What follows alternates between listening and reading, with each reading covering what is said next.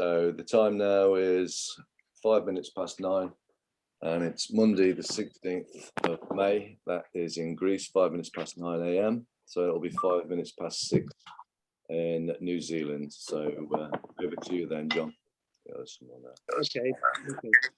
Well, I'm John Wanoa, and I'm just going to read off a few things. It won't take long. Just what I want to talk about tonight, and apart from our normal meeting of going over the last minutes of the meeting of the last video, because our video of affidavit on anything we state, and I was wanting to do a court hearing tonight for John Key, because we've already done this before in our native court hearing in Ipsum, Auckland, and also in Waitangi. We did one for him and his Panama Papers. So I'll leave that, and I'll go straight into the Pope and Clean and Scrub and all those main ones on Friday. I'll set up the court hearing on Friday. I'll be the prosecutor and judge, and we'll go through for other people who want to follow suit after we get some traction on it, to put it on the video, to allow those people I'm choosing to come online and face to face from wherever they are in the world, to challenge what I'm saying against them, and to have proof of what they're going to put in front of me, of titles, land titles, queen titles, and all those sort of things against the king's title to the land, and the memorials and such things. So, number one, I'll just introduce Forrester Hilton. He's going to be talking about business afterwards, and he'll take a bit of time, of about up to half an hour or so, to go over the project that he's doing, economic plans and presentation, and then we can let's see how that works out with us. And we've got our business in Britain put together in 2011, registered a business there, and registered a business here in corporate for ready to go. It's ready to go with the pound note and the water money currency and the tidal turbines, all this. It's on my website. I've managed to rescue one of the saved ones, sites, 5 spare sites of my main site, mauaipowerhouse.com, got hacked.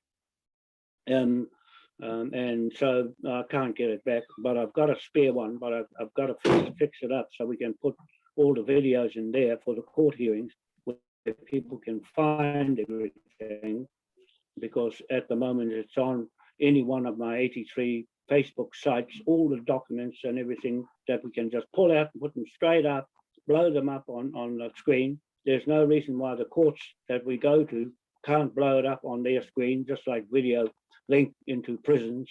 They put the prisoner on, and that's the principle we're using in these court hearings, face-to-face, live talking, with your lips moving and somebody else on the other end. So everything that we do and say, it'll be down on the record in minutes. And I've just found a Google voice to text. I'm going to try out to put all the video, what's said, onto the text converter, and that's our minutes for each hui, minutes for each hui, like we're on a marae. So we're just playing out all the practice I've had on maraes all over the place for the same native magistrate King's Bench Court hearings, and those are all stacked up for court hearings one day soon, and we can put all those affidavits into one affidavit and skunk the whole lot, because that's the law. The sum of all affidavits equals 1, and lump the whole lot in with a pound note on their head. So that'll save a lot of trouble if you've got, after you've got the main people, and then every other one that we can lump them all in one place and just go for the whole lot of them. So we're in the debt business. I'm a business broker in my experience, and real estate salesman in my time in Remuera. So plenty of that, and land investigation of titles, and that's what I've done with the titles on the lands in Manukau Manukau land titles in Britain, 1823, Te Rawakato Wharehere Manukau title to King George IV. So that's one title for the whole of this country. I'm holding on to that care of the Freemasons. So there, that's for anybody to try and dispute on the video in front of me and witnesses watching the video around the world. So we go on to the birth certificates, sovereign bonds. All your birth certificates of sovereignty held by the Queen is put on the stock market, your collateral. So that's another one. I just had to explain the sovereignty. We went over this the last video with Ramola D, explaining what sovereignty is, your sovereignty and where it's gone to the Queen, or you can have your own sovereignty, but no instruments to make money out of your native land. So all that, we explained it in the last video. Head lease on the land. We put on the head lease on the land and just pull the whole land off this title down the freehold titles, or all the titles in the New Zealand government crown, the little crown, and put it back into the big crown in Britain. We're partners now with those crew we set up in England in 2018 with you, Andy. So we have a partnership with that flag in Waitangi on the crossmast of the British ship, and the British flag on one side, and this 8-point star King William IV flag in a contract. It's a commercial contract with the Hapu chiefs, the Confederation of Chiefs, and I'm heading the Confederation of Chiefs with the title to that. And Britain and people putting them in contract with us. We are in contract since that happened, and calling ourselves a crown and calling ourselves a bank, the Moai Powerhouse Bank, and the Moai King William IV Trust to data the Queen Victoria Trust, where all that wealth is sitting on the crown and the Queen's not there. So that's the next one.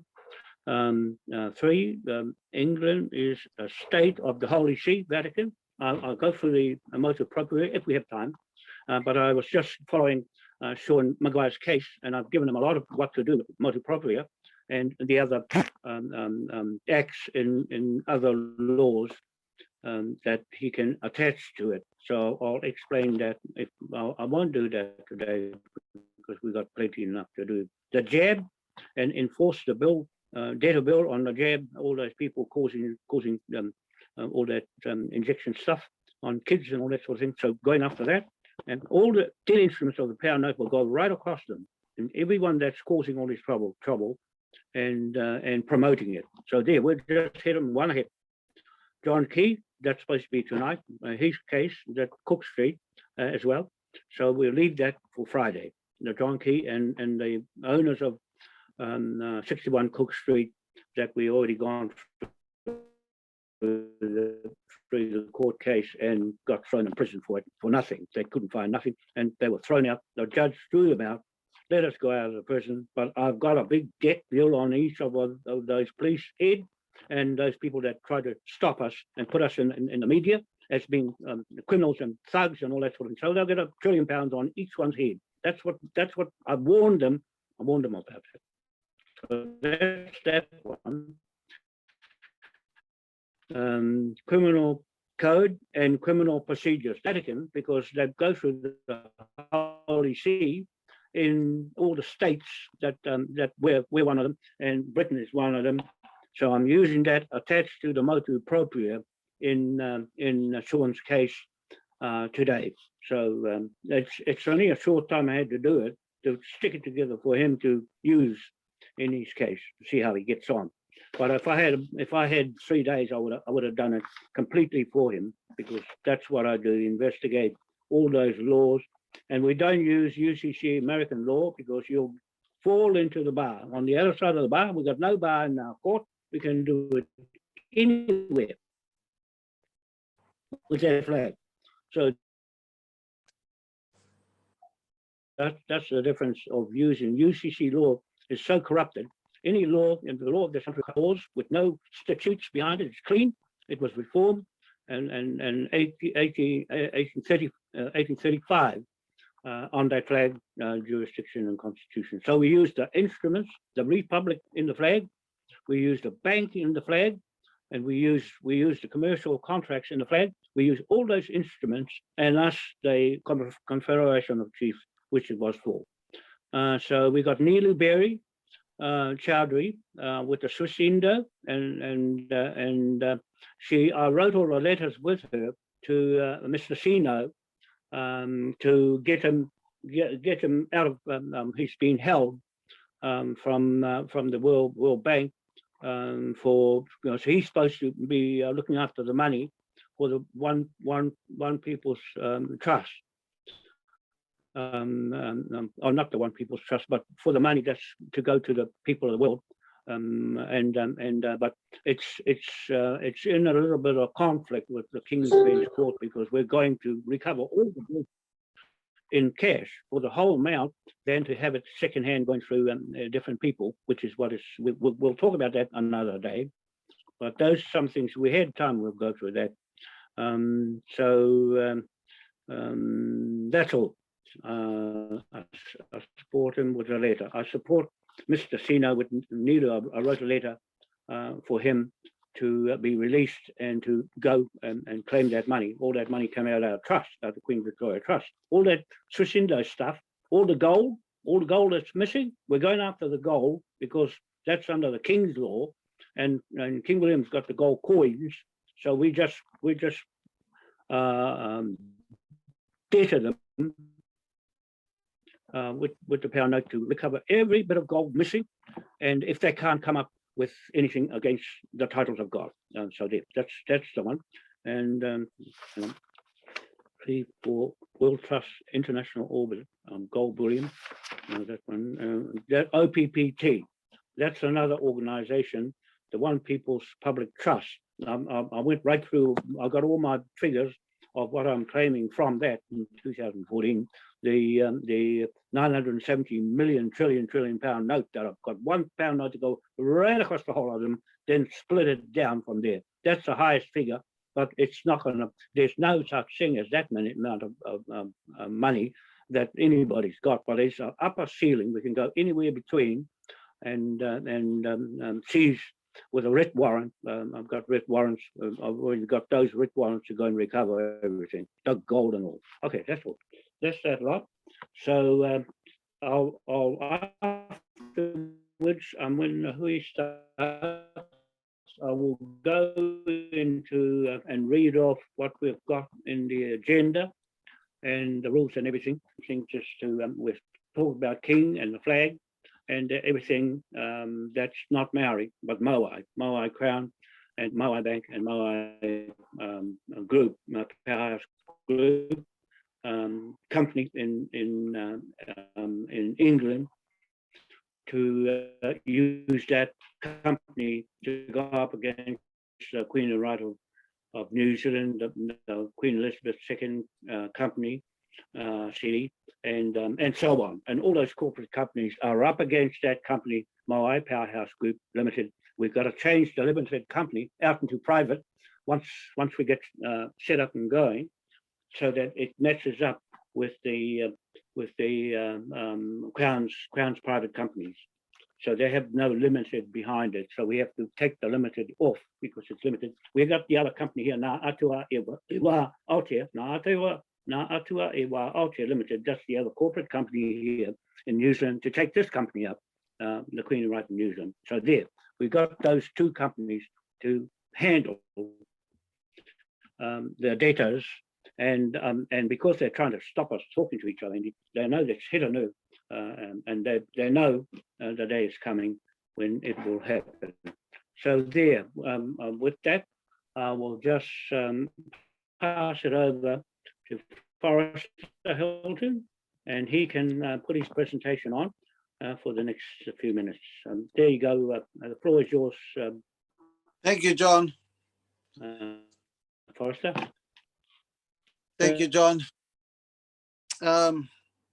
First of all, thank you very much, John, for the opportunity to explain our newly set up Sovereign Bank of Aotearoa New Zealand. We have basically, I was involved with the Maori councils in Whangarei. Kelly Dobbs and I, we set up the Whangarei Executive after being voted in on each of our own Maori committees. Then I went to the New Zealand Maori Council as a representative of the Mangawhati Maori Committee. My Mangawhati Maori Committee was set up by my mother, Moira Wairoa Hilton. So we set these Maori committees up, and we were involved with the Tai Tugrau Board, with Sir Graham Latimer's activities, basically been involved with the Tai Tugrau Board claim Y number 861, which is a commercial opportunity for Maori to basically take redress with the government for 66 million acres at 2016 government evaluation per acre. So myself, Rihari Nathan, and one or two others from the Tai Tugrau Board, we signed up and basically did the funding through the Crown Forestry Rentals Trust, which all people do when they establish a Y number claim, so forth, so forth. So this is where I got interested for myself. We were asked to, by some of my whānau, to go and set up a bank. So we undertook it with 3 or 4 background understanding, because I come from a lawyer's background. I went to Auckland University, studied a few years there, did what was called an LLB BCom back in my day, back in the 70s, late 70s. I'm now 62 years of age. So eventually I was brought on board through my mother and her auntie Joyce Walker. These are all part of the Nathan family, the Tito family. I'm the signature of the Tai Tugrau Board claim 861 because my great-great-grandfather was Te Reo Tito Kukupa.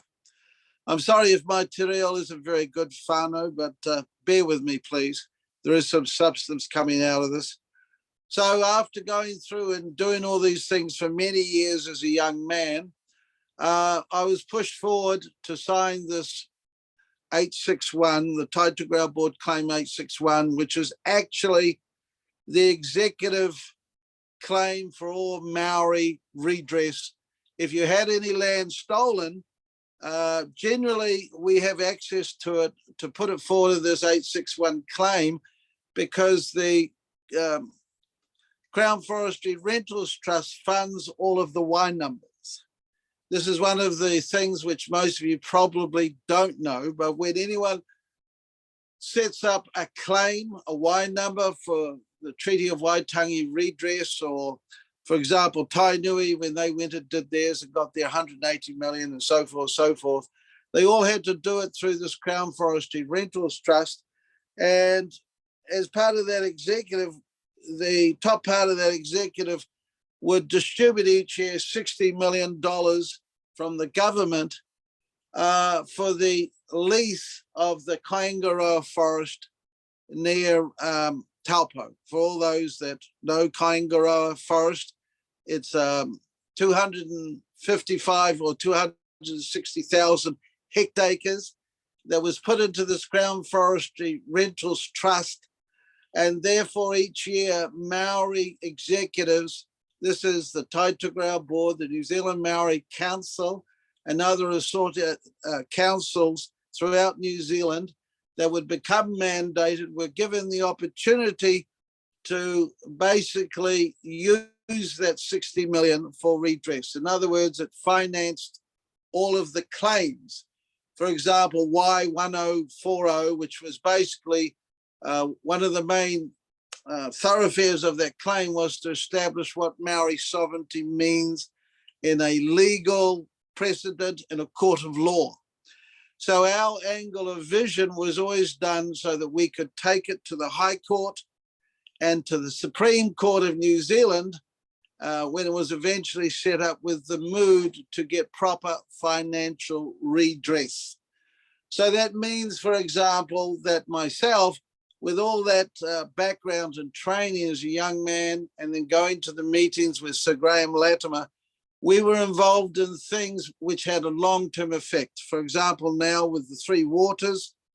In the Three Waters, they are basically offering two things. One is that European government and Maori, iwi, or tribal groups will share in the profits from the Three Waters. So basically the idea right now is that it will be done according to the Treaty of Waitangi.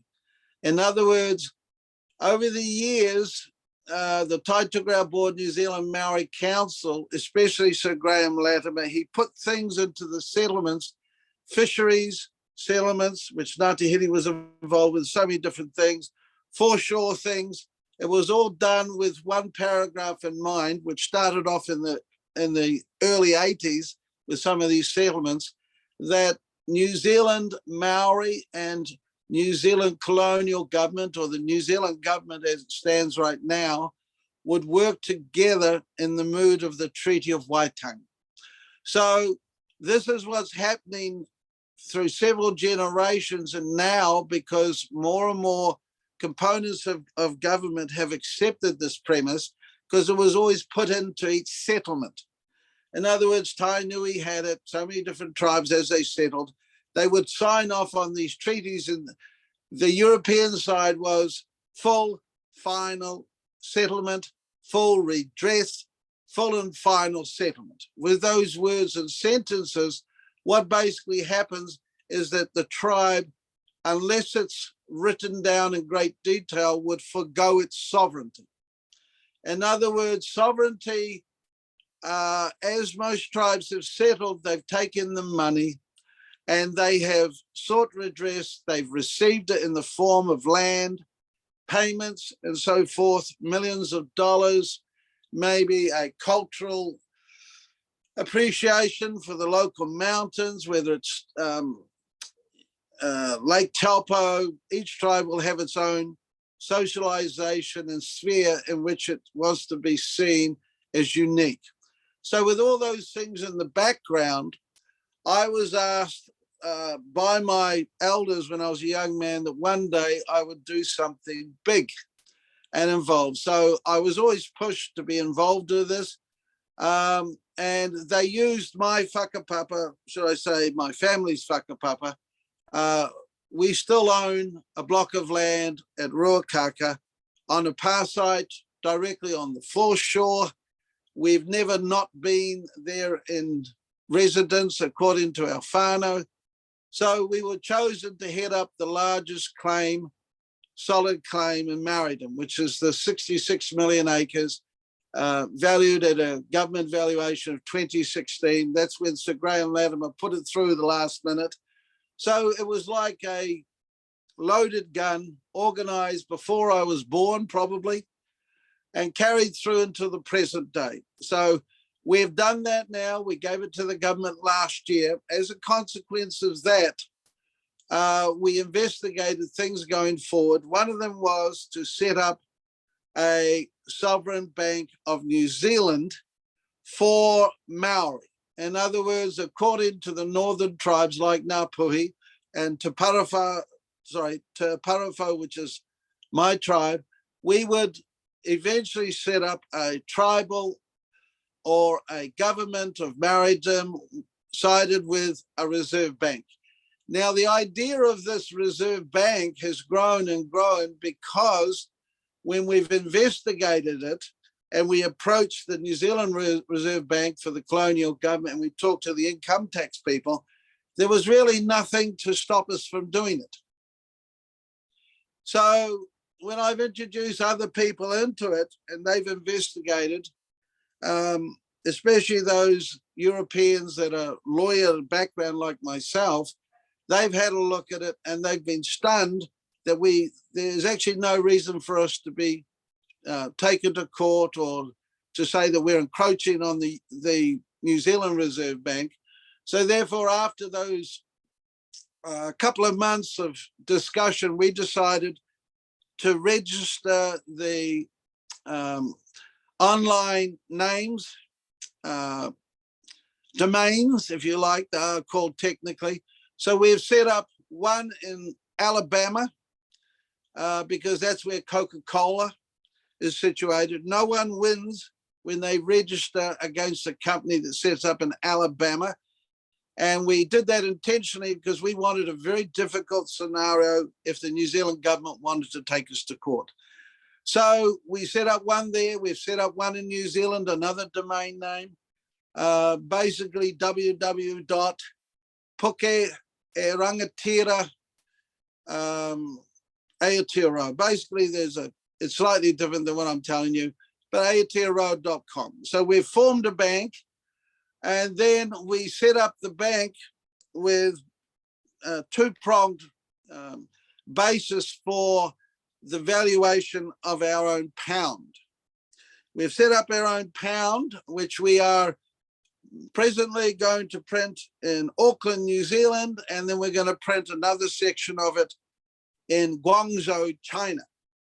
Basically because Guangzhou, China has a particular company called Tails, and Tails has a paper which allows us to put electronic beepers inside the paper.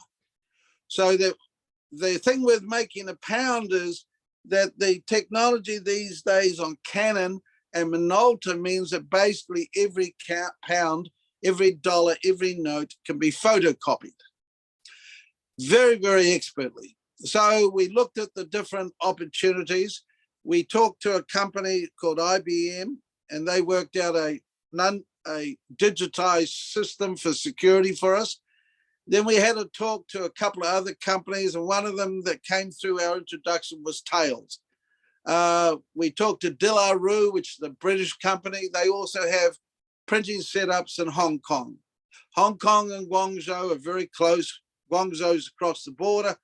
But eventually now we've decided to print them in two places. One, because the big notes will have a security feature on them, which means no one can copy them. When I say it's a big note, what we're trying to do basically is to print and make our own cryptocurrency and then back it up with a pound note, a New Zealand Maori pound note. So basically our idea, which is slightly different, is that personally I own a medical marijuana farm in Pukekohe. We've invested quite a bit of money, probably, I don't know, 300,000 so far. We own the property with a friend. And so we came across a problem one day when I put quite a lot of money into the bank. Both banks tried to steal the money. And one of the things that they brought up with us was that they said we were laundering money. So basically, we went through that and we found that the whole system of banking does not like the idea of Maori entities with large cash flows. In fact, every one of them that was involved said that basically they were stealing our $50,000, $80,000, whatever. It was a lot of money. Each time they said they were taking it because we could not prove where we got all this investment money. Actually, we proved it very simply. We got the people on the phone, but either way, they wanted us to get the license before they would give all the money back. Then I realized that our big problem as Maoridom is when you get this large money coming through your bank accounts, these people are very averse to you when you're a Maori entity. So therefore, angry and quite agitated with the whole thing, I decided to set about setting up a sovereign bank of New Zealand. I went down last March to the New Zealand Maori Council, and lo and behold, one of my friends introduced a resolution whereby we would, as a New Zealand Maori Council and the Taitugao board, that we all voted to set up a Maori Reserve Bank. It was like a weird scenario because I hadn't planned for this. I turned up expecting just a vote on behalf of the Taitugara board and the Whangarei executive, but instead I was met with several people talking about it already. So we voted it through last March, and therefore I set about very earnestly to set up this Reserve Bank. So here's how the Reserve Bank works. We have a cloaking company, which is in America. Now, by a cloaking company, what happens is that when you put money into the banking system, people want to know, number one, where did you get it from? How did you make it? Is it stolen? Is it whatever? That was one problem that I personally had to run into. So what we did was we went to some specialist people, and therefore we joined their team, and we used their setup to basically use it like a cloaking device. So we would put the money into our bank accounts or into our crypto accounts and so forth using this company. And therefore, when we put it in, it comes up in the name of that company or in the name of our bank. So in other words, our bank, the Sovereign Bank of Aotearoa New Zealand Limited, one of the names that we're dealing with, it turns up like that, or it turns up underneath another name of a company that we own.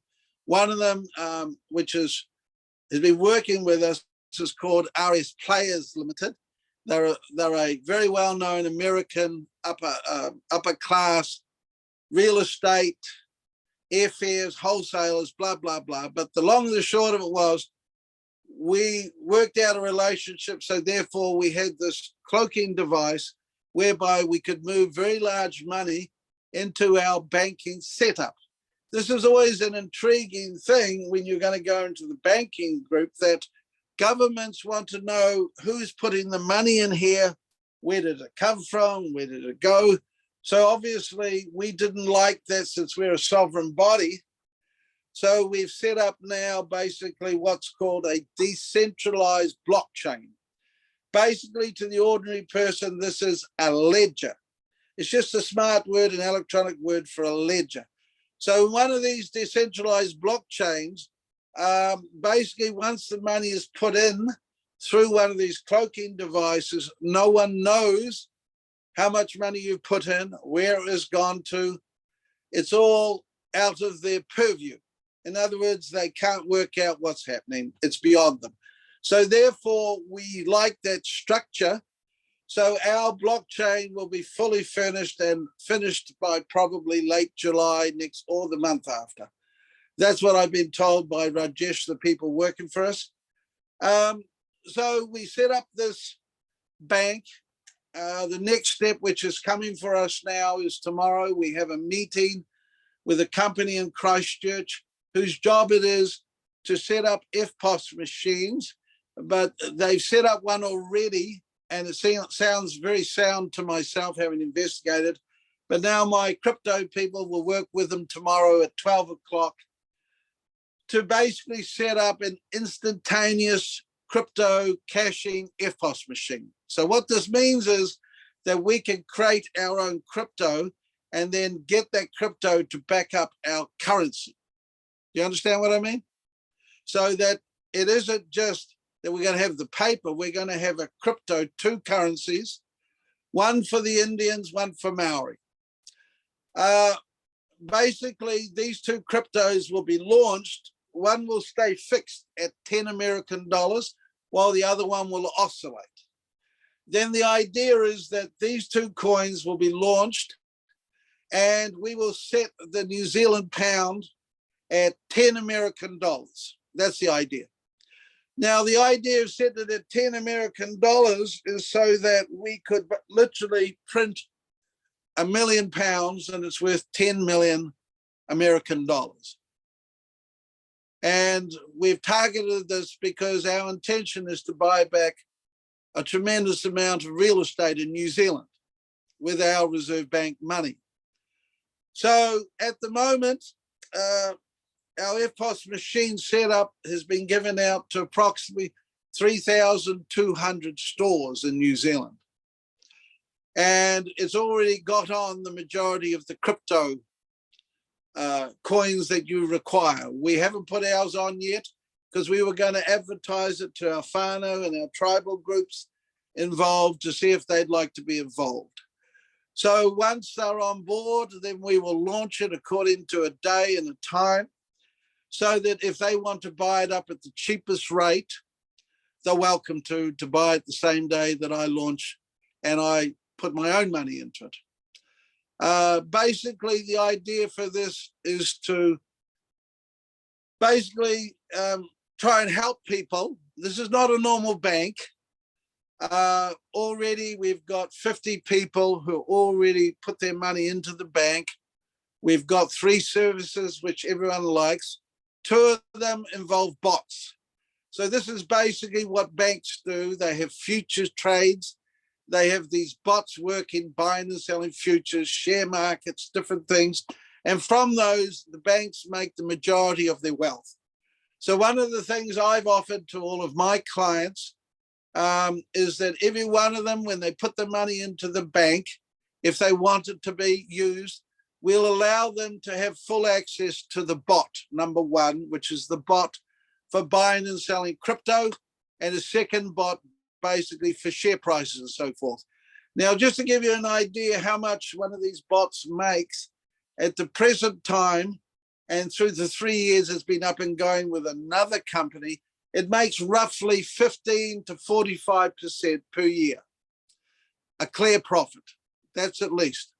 In fact, in 1 month recently, it made us 45% on the money we had invested. So that month, basically, we made $45,000 profit from doing nothing, just having the money in the account. We had approximately 100,000 in the account. So we made $45,000 profit on that account from doing nothing.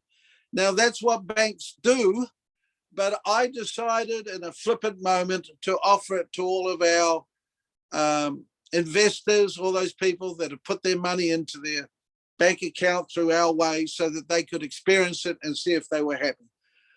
Basically, 30 people that I've trained up now have come back to me, and especially the older ones who are, well, they're over 65. I'm 62 years of age. They've come back thrilled. They own land and they own a lot of money, but they're very fearful. Normally, when you put this money into a bank account, you have to sign it away for 1, 2, 3 years. We haven't done that. We've just said, if you put it into one of your accounts on your phone and it's part of our connection, we're willing to give you that access free. And then after you've gotten used to the way it works, you can have it on call at any time. In other words, they don't have to sign it off. They don't have to give it to us. It doesn't come to me. You understand?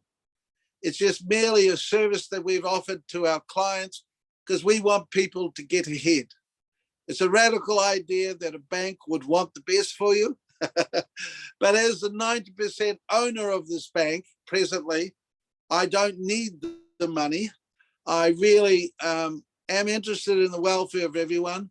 I've been a Hare Krishna priest for 42, 43 years, something like that. I've given most of my money away in charity. Presently, I'm helping financing one school in Whangarei called the Faux Valley School, the headmaster, Stephen. We feed basically 400 kids twice a week, 800 meals a week. We've done it for only 1 year, but before that, we were doing the Food for Life in Whangarei. And it's cost a lot of money. To cut a long story short, we've been feeding at least 500 people a week for the last 10 years. The council loves us. The business community loves us because we give everything away basically for free. People love you when you give everything away, you know. But anyway, getting back to it, here's the reality for this bank. We are about to launch our own crypto machines, our own FPOS machines for you all to benefit from it. In other words, if you're a retail person or you just want to make money, what you can do is you can get one of these FPOS machines. You can instantly turn any crypto which you've got into cash. So what this means is you don't have to put your money into local banks. You can put it onto your phone, into your phone account or your wallet. And then with one of these FPOS machines, you can cash it up instantly. into New Zealand dollars, or you can cash it up into American dollars if I'm around. In other words, it's a direct access for you, your business community, or your friends to put your money into a bank, which is yours. In other words, when it goes into your wallet, it's in your hand, it's in your thing. It's not in a bank for everyone to touch. The difference with this is that with you having the wallet in your phone, as long as you don't lose all these numbers and code things, you're the only one with access. We provide the facility for you so that you can use these bot machines if you want to, or you don't have to.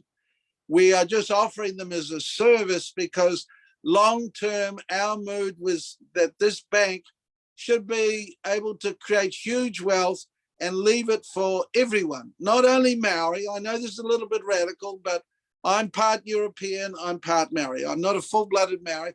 So I've set this up so that there will be a large legacy for everyone of any nationality in New Zealand, as long as they connect into this bank. We hope it will basically be founded on this flag that the King of England gave to the elders in 1835, which is based on so many things now in Maoridom, tino, rangatira, so forth. Like I said, it's a legacy which my tribe and myself, Te Parafo, have set up. We've already invested a large amount of money to do these things. We've got 3 bots. We've got a staff of about 50 people running commercial things already, which will carry the bank on with or without everyone here. So we don't really need everyone to join. It's not like that. The idea here is that it's a service which will be offered to everyone universally, but especially to Maori. And it's placed underneath the sovereign idea, which is in the Maori version of the Treaty of Waitangi of 1840, so that we can ultimately provide shelter to everyone that wants to be involved. I think that's enough. Any comments or questions? Thank you very much for the presentation. It's very well put there. John, are you there? If you are, you're muted at the moment. Just to let you know. That's all. Thank you very much for your time. I don't think anyone has any questions, so thank you for your time. One second, John. I'm just saying, ask him to unmute. John, you're muted at the moment. If you want to say anything. Hi. I have a question. Tin wants to say Can you hear me, Andy? Yeah, 1 second, John. Tin wanted to. Andy? Can hear you, John? Yeah. Can hear you. They've cut me off. Yeah. Can you hear me, John? I'll have to go back out and come back in again. Just talk Okay. for a second until I come back. What he said is They've about muted me. Hang on. the rerunning of the current money Yeah, system. it's off. I've got it off now. John, can you hear us, John? Go out. John, can you hear us? Can you hear us, John? Drop out and come back in, John. Yeah, so John's dropped out. Sorry, go on then, Tin. Sorry, mate. Right. Okay. What he says is actually rerunning back to the current system, money system. Because money, we need money standards, internationally recognized standards. This is very essential, independent of politics, independent of countries. Otherwise, how can we make the trade with other countries? That's right. So the idea here for us was that if we put it upon a decentralized blockchain, then you and I can do business just directly from one account to the blockchain. Yeah. So our money can be moved from here to you instantly with one of these FPOS machines. Now, what you say blockchain is in fact the numbers transfer only, nothing to do. We need the more full definition of what is money first. That's right, but let me just explain. If you watch the movie Cryptopia, it will explain it. What you're saying is correct. It's just a transferal of numbers between accounts, like a bank does. A bank generally just moves numbers from an EFTPOS card to an EFTPOS card. When I go into a shop, I use the EFTPOS card to pay, and it transfers. So in our crypto wallet and our money, we will transfer it from one account to your account. So the crypto will stay where it is. It'll just be moved from your account to our account, or our account to your.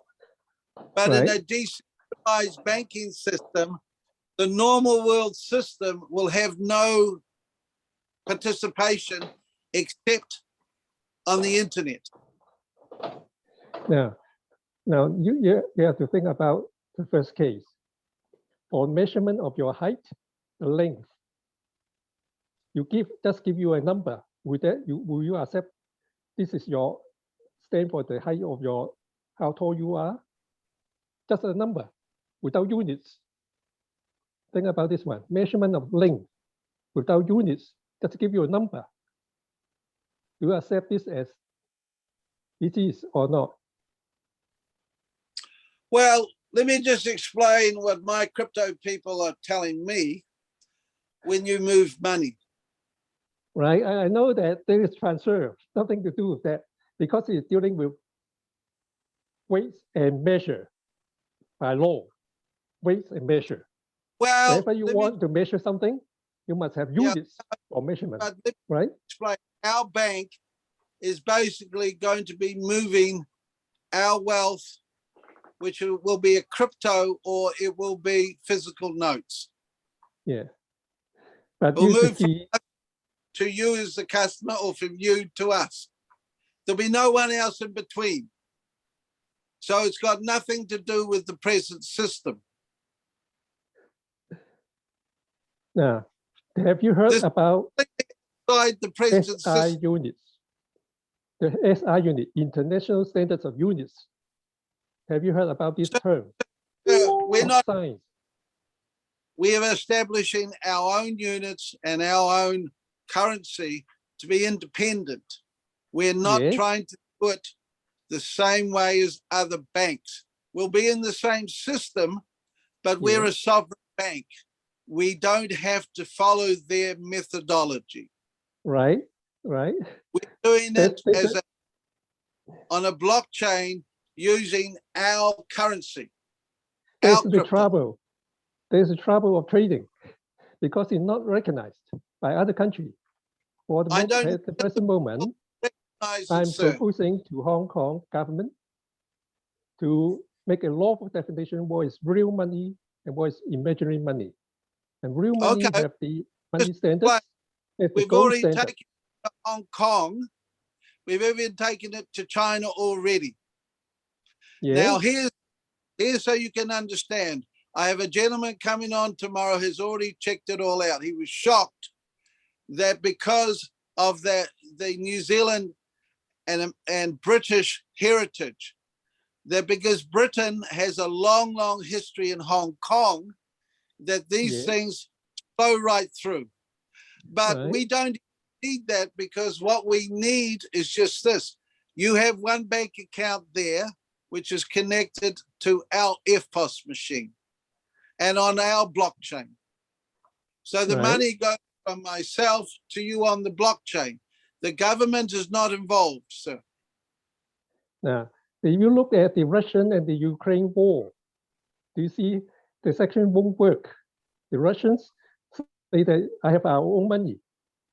That means that they want to go back to the barter trading system. Quite different, sir. What I'm talking about is a decentralized system. You can take our pound note, cash it up, and we'll give you New Zealand dollars for it, or American dollars, or so forth. But while it's being moved from our bank accounts to you using our crypto, it's not in the same system. It's when you want to cash it up, yes. As soon as you put it into Hong Kong dollars, you have to pay taxes. As soon as you put it in American dollars, whatever is the new medium for you to do, yes, you'll have to pay taxes. then that system will come in. You'll have to pay taxes in that country and you'll have to explain where it came from. But we will give you a receipt from the bank in the USA where it came from. But that will be 10 steps back in the system. We've been running this already and we have no problems because most of our people, when they cash it up, they will take it in the local currency that we're cashing up. Usually it's American dollars, Australian dollars, or New Zealand dollars so far are really the things we're targeting. The Indian rupee is our biggest client so far. We have literally tens of thousands of Indians wanting to join our bank. We're going to go very steadily to deal with the problems. I'm not disagreeing with everything you're saying. I'm saying that our emphasis is once you take it out of our bank and transfer it into that currency, you have to pay taxes, and that's not our interest. We aren't interested after that because that's not within our vehicle of control. We're a sovereign country, so we will move it on our blockchains all around the world. In the present using, but it's a decentralized ledger. It's not really for the rest of the world. It's only if you become a member of our bank or you accept the money which we're going to print, then you bring the money back to us and then we will cash it or put it into a crypto if you so desire. But apart from that, ours is more internally focused. What you do with your money once you want to put it into something else is up to you. Yeah, that's why. We can get it up in a local currency. Have you heard about Rupert versus Bank of New Zealand, the bank case? Sorry? The bank case, the High Court, CA 76 09, is it? That's one. Mr. Rupert family against Bank of New Zealand. Have you studied that one? Let me just run something past you because this is pretty unique. Our bank will be headed by sovereign chiefs that have not settled with the government. We would love if the New Zealand government came in and gave us a court case to take us to the High Court, because then we'd roll in our identity, who we are, that we actually represent all of Maridom with the Y number 861. And we'd love it if the High Court took us to court, because they won't accept these things nicely. But if they take me to court, I can roll it in and get a full payment from them, which would be trillions and trillions of dollars. So once I've done this before, once I brought it in to a high court in Auckland, and the judge closed the whole thing down within half an hour. And he turned to one of the solicitors I was with and he said, I don't want to be the one to have to give all the land back. And then the solicitor went home, I went home. Now they were suing me for $260,000. They were trying to put me in jail for 2 years for breaking copyright. You understand? So I found out very quickly what happened in such court case into the High Court. Thank you, John. Right. So eventually, I have this discussion with Peter Taipoto, and he is well connected with the past minister of Finlayson. We are talking about these points, and then eventually he says that this is a system I am thinking of that may be run in China, and then you may have your own system. But there's the point. Let me just explain. My Australian friend, like me, he used to be a lawyer, and he's involved. He's been in Hong Kong now for about 12 years. He's a European, and he imports and sells all over the world. Now, he was shocked after 2 days investigating in Hong Kong. He thought everything I was doing would turn out to be illegal. And he came back and he said, actually, I'm stunned because everything you're doing, they'll allow us to do it here. Because of the English hereditary background in the courts, no one had a problem with it. All they wanted for us was the registrations. to prove that we actually have things set up. Now, I'm not expert with Chinese law now in Hong Kong. This was only a few months ago, and he's going to be joining the meeting that we're having tomorrow to talk to the New Zealand FPOS company in Christchurch. Actually, Hong Kong law is in fact the post-colonial government laws, not the laws right. in China. Right. So it means that there's some sort of very similarity between the New Zealand government laws. I agree, sir. Are you from Hong Kong? Are you from Hong Kong? Okay, born in so Hong then Kong, educate in Hong Kong, learn everything from Hong Kong. That's why I'm trying to make a comparison between the two sides. Now here's the thing for you. Here's the thing for you, because we need smart people, whether it's Chinese, Indian, or whatever. Right now, my friend is coming to the meeting tomorrow, and here's what we're discussing. We have the FPOS machines so that we can take it to the market. Then when you have some of our money, you can walk up to the machine and cash it in New Zealand dollars or take our currency. So straight away, when I give you the currency, that's the end of that contract if you take all the money in, right? It's the same thing. So now we're stunned at how quickly we can do this. Now, just to give you an idea, I want one of the crypto to be fixed at 10 American dollars, because when you think the crypto is going to go down, you could put it into that one and keep your wealth. Now, this last week, many of the cryptos dived, but if they had had an opportunity to put it into my crypto, they'd have lost no money.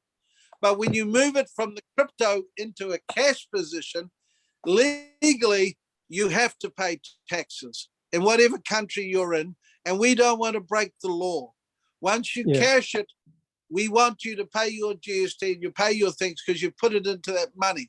However, for us, we don't ever want to put our money back into New Zealand money unless we're buying a car, buying a house, and that will be done through the FPOS machines.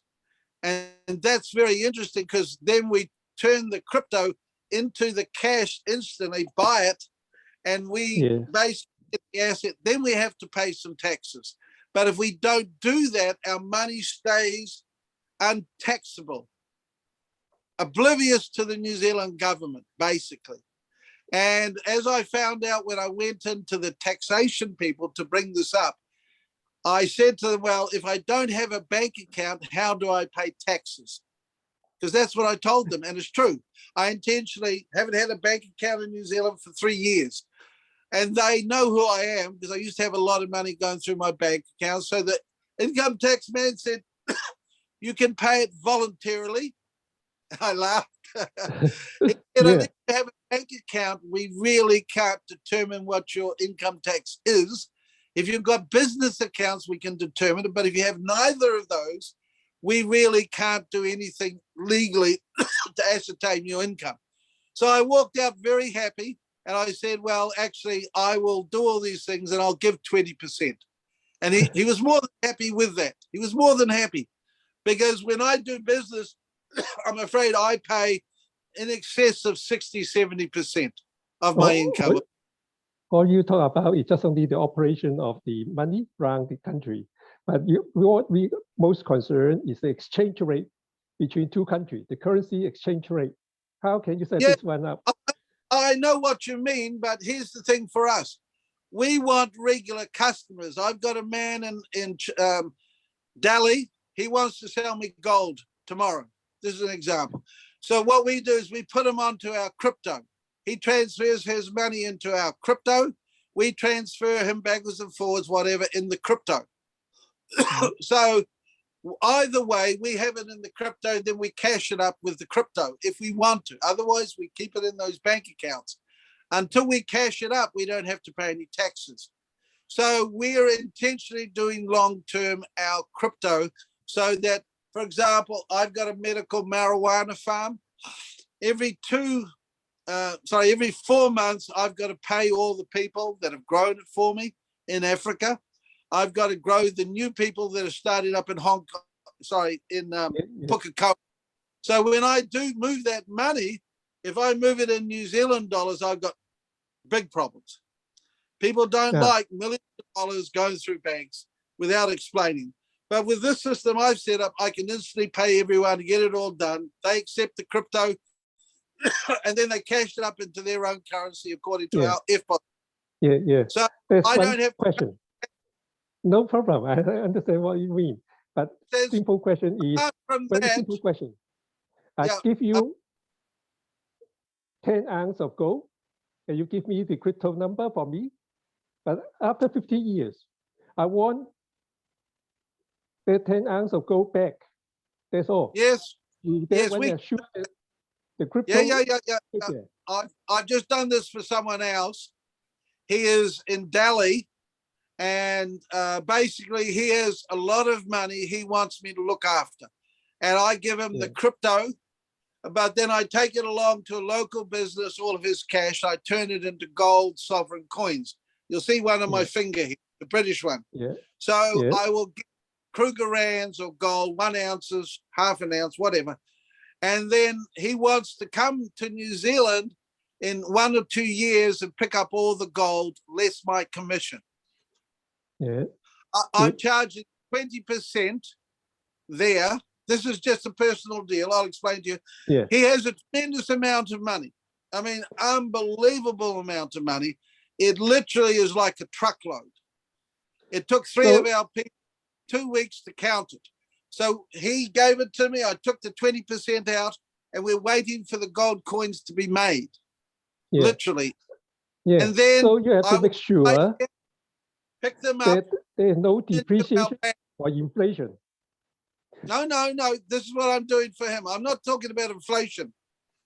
Inflation is something which will not touch us with this because we're not in the same system. When we put it into a something where there's a good return, like these bot machines, if I put this in, we make unbelievable money. We don't need all this inflation thing. I make a tremendous amount of money also. That's why I can Price give it all. inflation. Oh, I mean, inflation. Price inflation. Inflation is tough when you're on a fixed income. I appreciate that. But anyway, here's this gentleman. His name is Durham Gupta, Mr. Durham. He has already given us the money. I'm a church person there, so we'll turn it into gold over the next 3 to 6 months.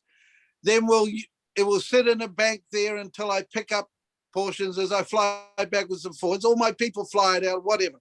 But within 9 to 12 months, he wants his gold less 20%.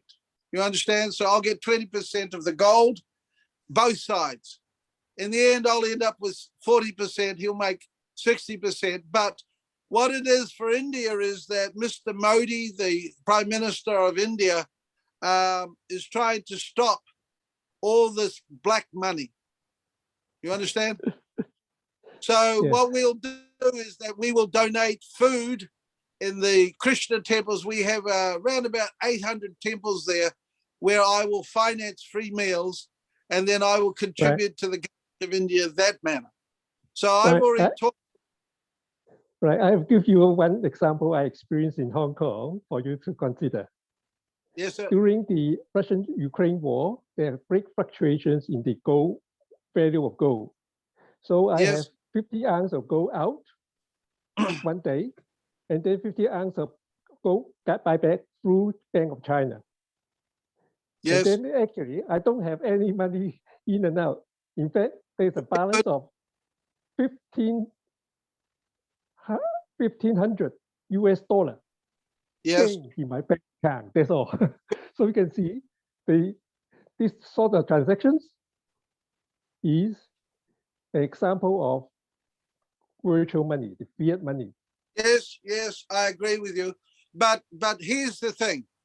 For us, we have the opportunity in which we can pick up that gold.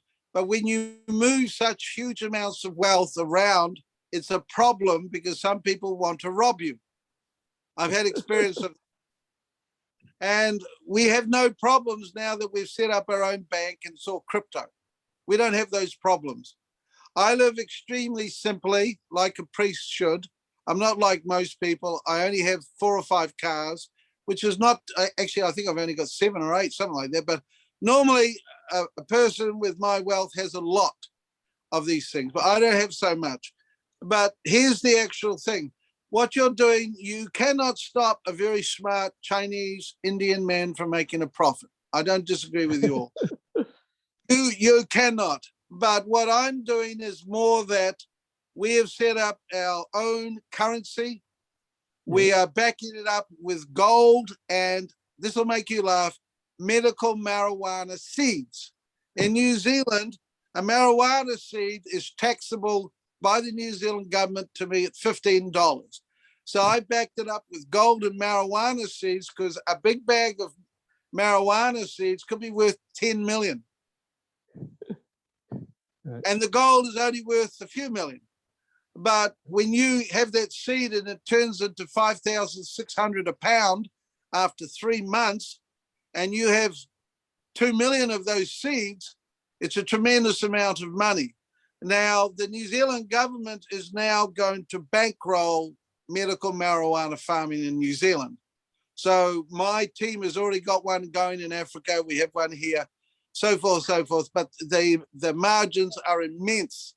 So moving money around for us is a problem with the present banking system. I no doubt the Chinese are very intelligent, and we're learning from them here, sir.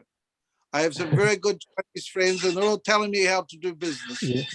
Yeah. I am an older man, 62. I'm sure I can learn a lot from you, sir. Thank you for dominating too much this time, and I look to John to take it over. But you're welcome for us to meet sometime and have conversations, sir. Thank you. Yeah. More discussion later on. Thank you very much. Right. Thank you both very much. Just to let you know that John's obviously he's had problems. None of his phones are all dirty. He's rebooting all his phones now. Okay. He's not been allowed to get back on again. We'll have to get him. We're gonna have to get him some form of device that he can. What's your name, sir? What's your name? Andrew, mate. Andy. Thank you, Andrew. Thank you for this time on here, Andrew. I love the flag in the background. No, You make very part of. Sorry. You make me feel like I'm part of a worldwide organization looking at that flag. We are, mate. We are. I know, but I appreciate your time. No, thank you. Thank you very much. Well explained in what you're explaining there. And it's all about now this is available to everyone, tribal, individually, as groups without. We're not here to try and do this to push people out. You understand? This is merely just something that I've set up at the end of my life. I'm 62 years of age. I'd like to leave a legacy for everyone, not just Maori, because this is not really, it isn't really targeted towards Maori. I've got lots of people coming to me now. They have problems with food. So 2 weeks ago, I set up a food bank. I've got 8 containers on my property here at Pukekohe. I've set up a food bank to help the people eat. So we go every Sunday, buy up things at the market and so forth, bring them back. An avocado, a tiny one at the local supermarket is $3. And we're selling, well, not selling, we just give a lot of them away, but we're doing something based on trying to help. That's the whole thing with this bank. I am older and I want the best for everyone. You know, thank you, sir. And I appreciate your time. Oh, God bless you, mate. John's back in now. He's just come back in. Oh, okay. Can you hear me, John? Yeah, I can hear you. Thank you, Forrester, for your presentation. Appreciate it very much. It's just business that we wanted to hear about, how you do things. So we're doing something. You're doing something. We're doing something, and that's the main thing. That's the main thing. So Thank good you, on John. you. You've got a friend for life now, John. Thank you for your time, and I'll sign out here. Okay. Thank you. Thank you. Bye-bye. Thank you. Bye. Very interesting. My camera. Andy, I'll put Can you my hear camera that, back John? on. Gosh, I hope. John, can you hear I'll me? just get my camera back on. John, Oh, there. Yeah, can you hear me? Yeah. You can hear us? I can hear you. Yeah. Okay. Right. Well, I'm ready to go. That's very interesting. That's very interesting. Yeah. So it gives us a gauge of what Maori is doing, and we've got competition now, so which is a good thing. And I wanted everybody to hear what he had to say as doing something on our record, on our video, to make sure that if they're doing the flag and we're doing the flag, that the flag is mixed up in their flag, the 1902 Union Jack flag, and it's not supposed to be for anything else of a conflict when they're dealing with another contract, because we're in a British contract and they're using the flag for their contract with the government of Wellington, which is really not good as far as I'm concerned as a confederation. And so we have to do something about that before it gets too far. And but the thing is, the flag is being as though it's no use to anybody, and they're picking it up because it's there to use, and they're going ahead and using it ahead of us. So we'll leave that one there for now. What else did you want? Did you want to talk about anything else about it?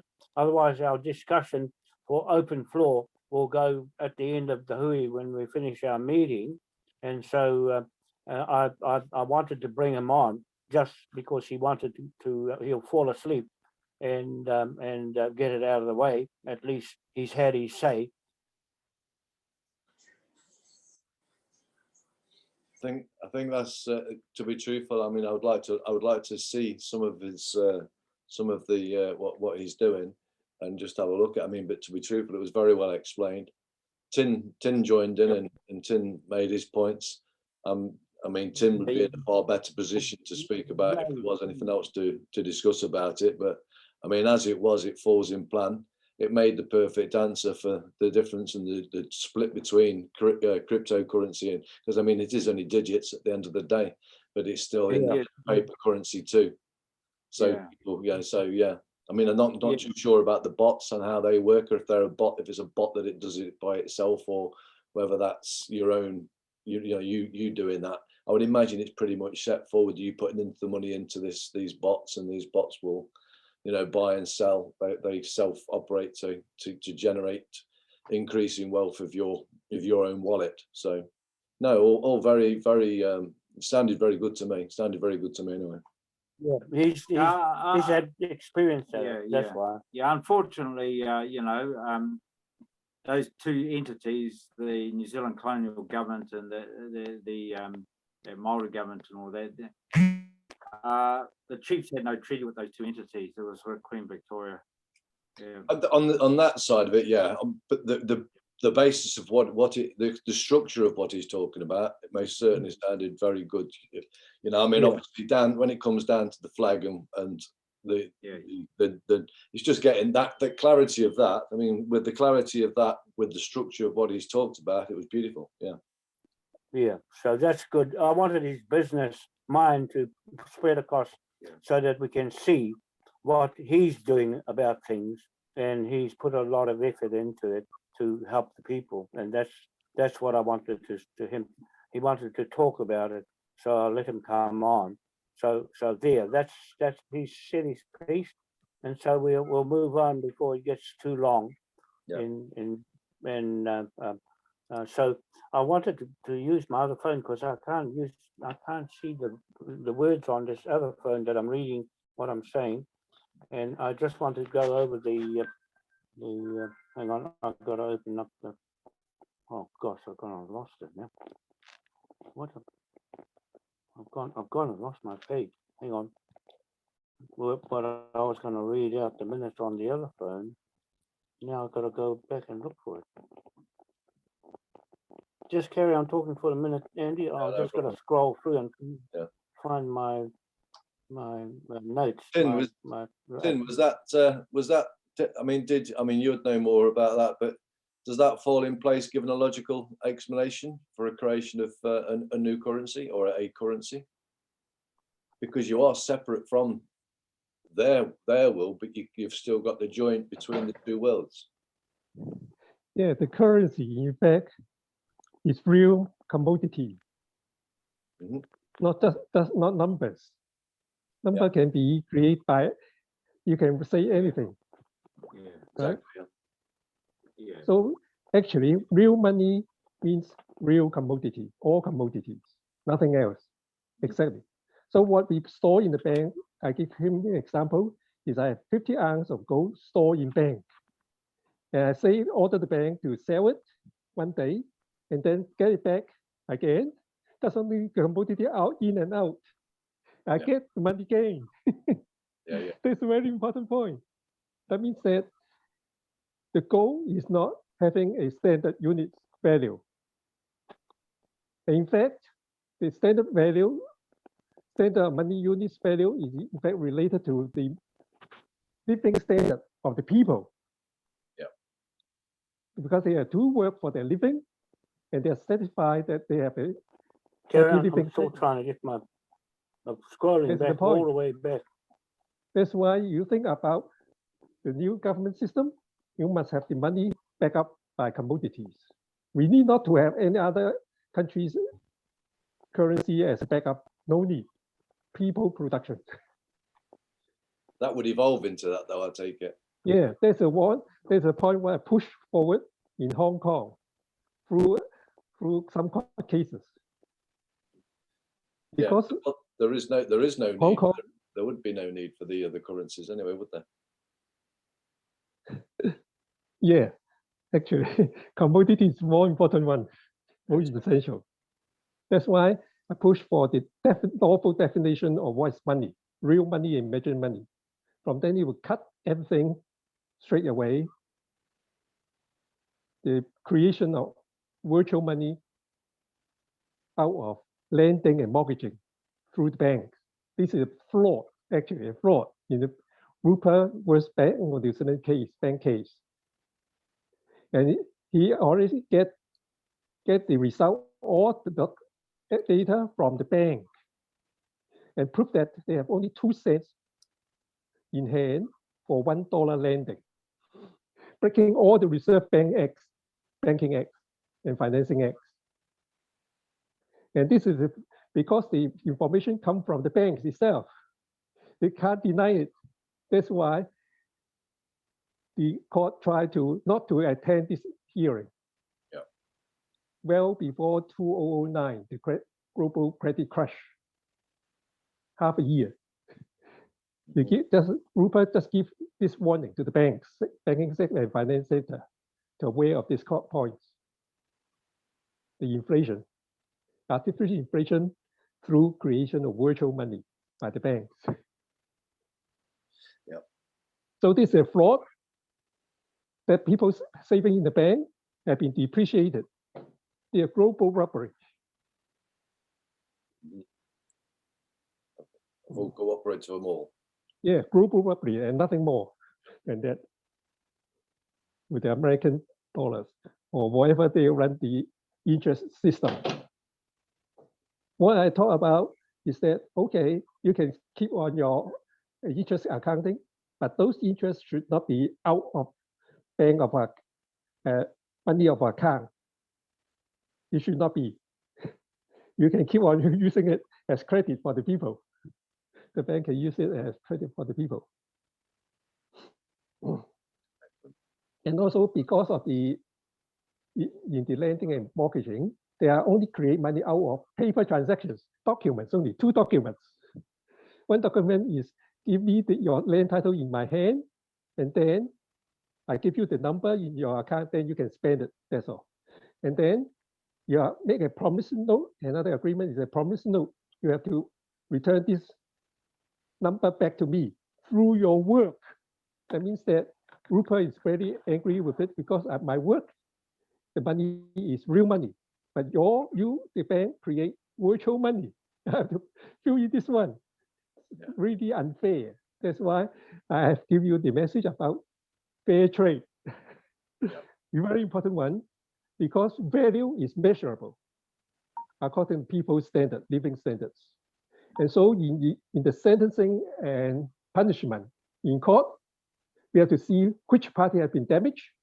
They can evaluate how much value should be given to remedy the damage. is very important. In other words, the damage have to be proven beyond doubt. But now in Hong Kong, because they don't have any damage, because of saying something else and then punishment, imprisonment. That's why it's a reason why money must have money standards to control the power of the judge and the governing bodies. Can you see the point? Yeah, no, I do, yeah. Because this is related with Chinese concept, 量刑罰罪. That means measurement of what you have offense and then how much you have to pay for remedy. Otherwise, it's a false claim. Strike out all the court cases, simplify everything. That's why this is a very important one concerning with money standard, sentencing, and punishment, right? Another point is that sovereignty. I like the Declaration of Independence. Sovereignty. Sovereign, the chief as paramount sovereign people. But it actually, representing all the family members. That means all family members are sovereigns first. What it means is that we are only governed under the rule of God, natural law. There's a law for all, one law for all. This is the point, very important jurisdiction. One law for all. Only those laws are natural law of nature. Through family traditions, you can get it out, what that means. So it includes ethics as well in the rule of law. But now, they are nothing to do with it. That's why lawyers commit crimes. According to law, they set up to their setup. That's why you're very difficult to beat the government because they allow entirely, because they set up their own law and you have to obey. So this is a very important issue. That's why I write and look for you in your mailbox, Alfred, John, and Andrew too. Mm-hmm. So you can see what I mean. Yes, you got it, Alfred, but I haven't got it, Ken. I haven't. It's not in my email. So no. It's stopping my email now. Maybe in your spam box, the email spam box, no, because I'm using a new email address. If Alfred's got it. I went into the trash box where I normally go, but I didn't see it there. I'll have to look in the spam box. Yeah, I'll have to have a look too, Tim. Yeah, because I was going to have it out for tonight and talk about it. My old mailbox has been full. Now I can Yeah. That's why I my use mailbox is Google account. Yeah. I have to empty my mailbox because I think it's too full, and it can't get in. Oh yeah, yeah. Yeah, I'm the same. That's another reason. 2000. That's why I opened another Google account. you were just like me. I'll open a new one, a new Google yes. email because account. Google account only hold 15 gigabytes, but the Hotmail account hold 100 gigabytes now. The Yahoo and Hotmail, 100 gigabytes, much bigger. But which is the best I think I still like Google. Google. I still like Google. Although it's only 15 I'll gigabytes. Just make me a new Google. Yeah. Yeah. Right. Okay, did you like him? Did you like Forrest's presentation? Oh, I just let him what he say. But I know that I have already tricked him already. Because packing with US dollar, there's a trouble. Fiat money, virtual money. Yeah, exactly. Yep. Right. There's the cost of inflation. Yeah, yes, that's right. Yeah. Because I mean, what if it was put against? What if it was put against the pound note, the £2 pound note, which was backed by the gold standard, which was real money?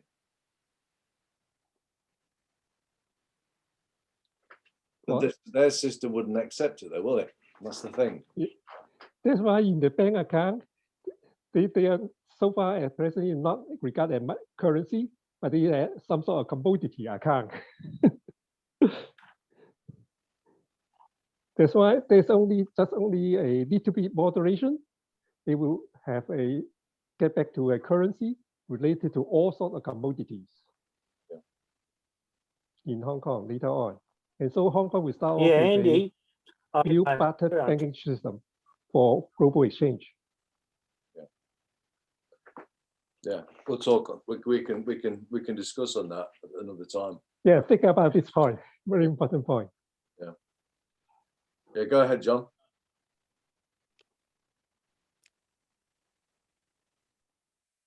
Froze out again. okay, what happened here is my phone's all jammed up. I can't roll back right to where my document is, because I normally put it up the front so that I don't have to scroll all the way back a long way. And I go halfway and it's stuck. It sticks on my mobile phone, even the two of them that I use. So next time I'll have to put it right up the front, so I don't have to roll back to find my agenda, so I can carry on with the business. So I think we'll just carry on talking and leave it for Friday, but we'll just carry on because I can't find it to talk about. The agenda and what extra things I've put in there, and in the enforcement things, and just to go on as normal, but I can't find the damn thing. The page where I've got the agenda, so I can read out and carry on with it. I can't. My phone is sticking because of the signal. It's not too good, and I have to go right back a long way. I've got a lot of posts. What date? Well, maybe now would be a good time to talk. That's from John, maybe now would be a good time to talk about the pound note, the gold that was backed by gold. Yeah, we'll talk about that and pick something on to talk about to fill the time in while I'm scrolling away to try and find my thing. But carry on with the pound note. So that's the Patterson with the patent on the 2 bar that the Rothschilds couldn't touch, and so they put 1 bar on it to put into fiat money. So we still have the patent right of the Patterson. I have to just check back up with all my notes to start using it. But in any case, we've got the chief over here. I've got Blair. What's his name? Blair. Blair Ingram. Yeah. I went to see him today to he's like a chiropractor, spiritual guy that fixed me up today. So I'm feeling good after being snapped of bones and all that. But he's got everything that can get behind what we're doing. He said we're on track.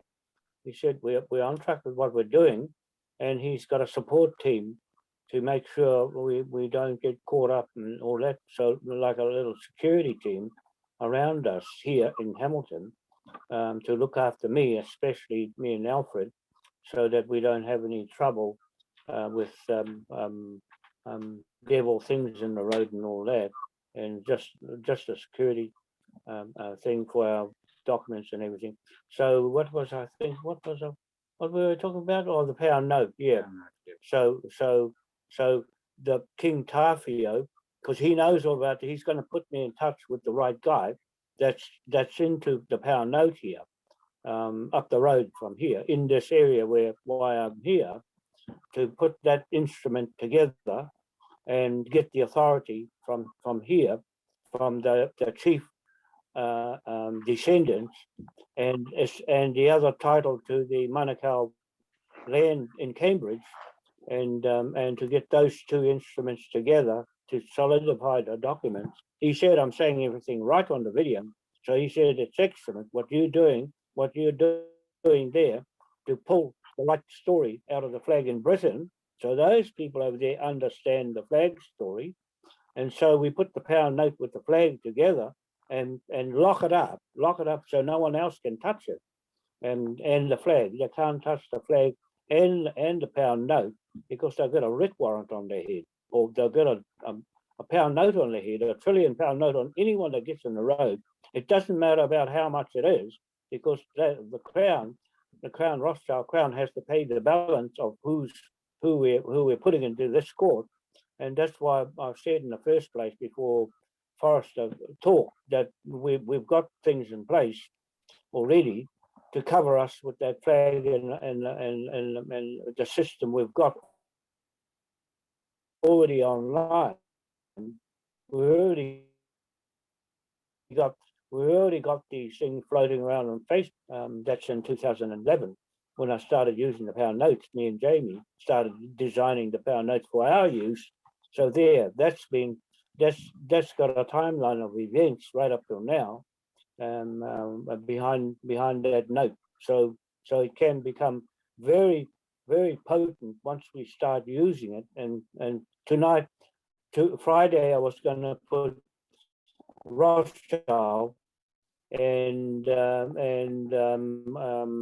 few other names on a court case and start doing it. Start putting the names so that they have plenty of time to come and refute us on the video every time we have a meeting. We expect somebody to come and refute it of what we're doing. So we put Rothschild, Schwab, we put John Key, we put all the main ones that are in the bank on a court hearing, and I'm the prosecutor and a judge in one, because they can't tell us what to do and how to do our court. We can write all capitals and mix all the letters up, because that's the way it comes out of me. So it's all right in our court, but not in UCC law in those courts. So there we can say our documents suit our court hearing and the videos. So there. So what else you want to say about the pound note, Andy? I was just saying, because I mean, from my logical working out with what Tim was saying about the basing the coin, setting the coin on $10, when the $10 is a fiat currency, whereas that coin, if it was based on £10 with the 2 bars, then you've got to set, I'm just thinking on that side of it. I'm not that money orientated, but that's what Tin is basically talking about, between real money and imaginary money, because it's set on imaginary money. So if it was set on a money that was backed by something, meaning it's not imaginary money now, it's factual money, meaning it's got some intrinsic value to it, commodity to it. So that's what I was basically saying. That's why I was saying it was good to talk about. He needs to talk about the fact of the currency, because at the end of the day, that's exactly how they've done it. They've created into a monetary system that's backed by just confidence and belief, no intrinsic value. Even though gold itself, again, is too difficult to give it a value, but it is an actual weight and measurement rather than thin air, imagination, confidence and belief. So the difference between that and what the way we use the pound note is we're putting the pound note against the gold that's missing from our trust.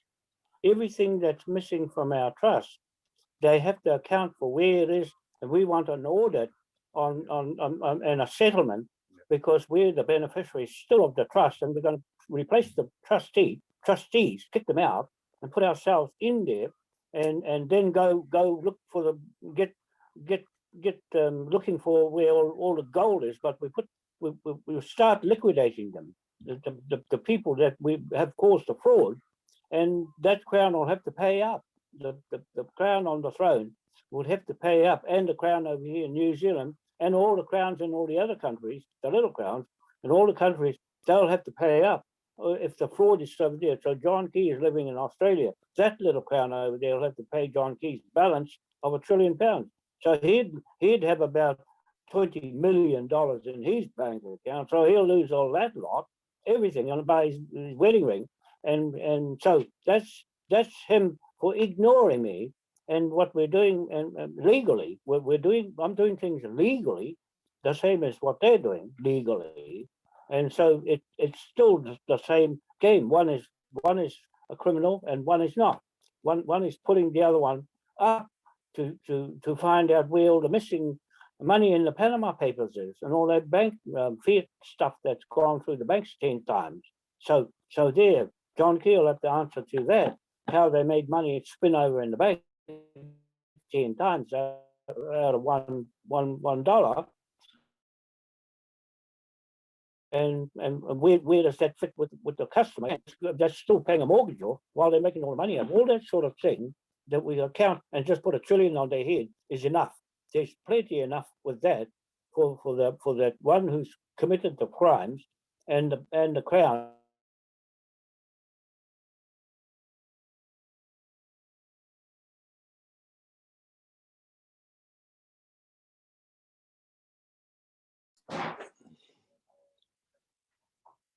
Just wait for John.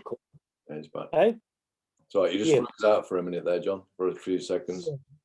That's why I'm giving it away today. We'll open the floor up to other people after when we finish a little discussion of our own, and then we'll let some other people. Is there how many people there? Is there people that might want to talk? Not yet. When we finish talking about the pound note or what we want to fill in time to make this video a good one.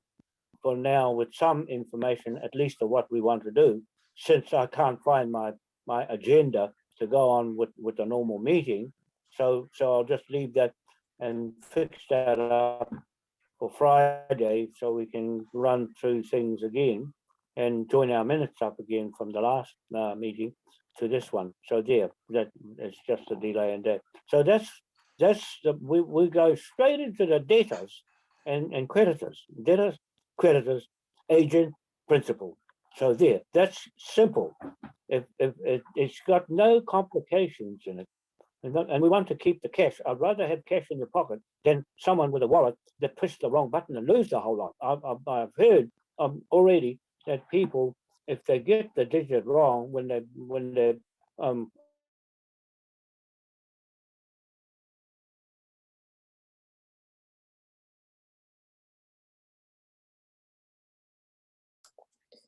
That.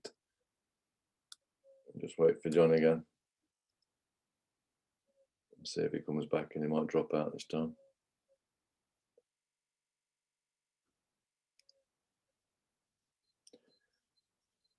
Yeah, you're muted, John. You're muted, mate. That's the one. You're muted, John. That's it. You're back on now. Hear me now? Yeah, I can hear you now. Can hear me? Yeah. So that's the difference.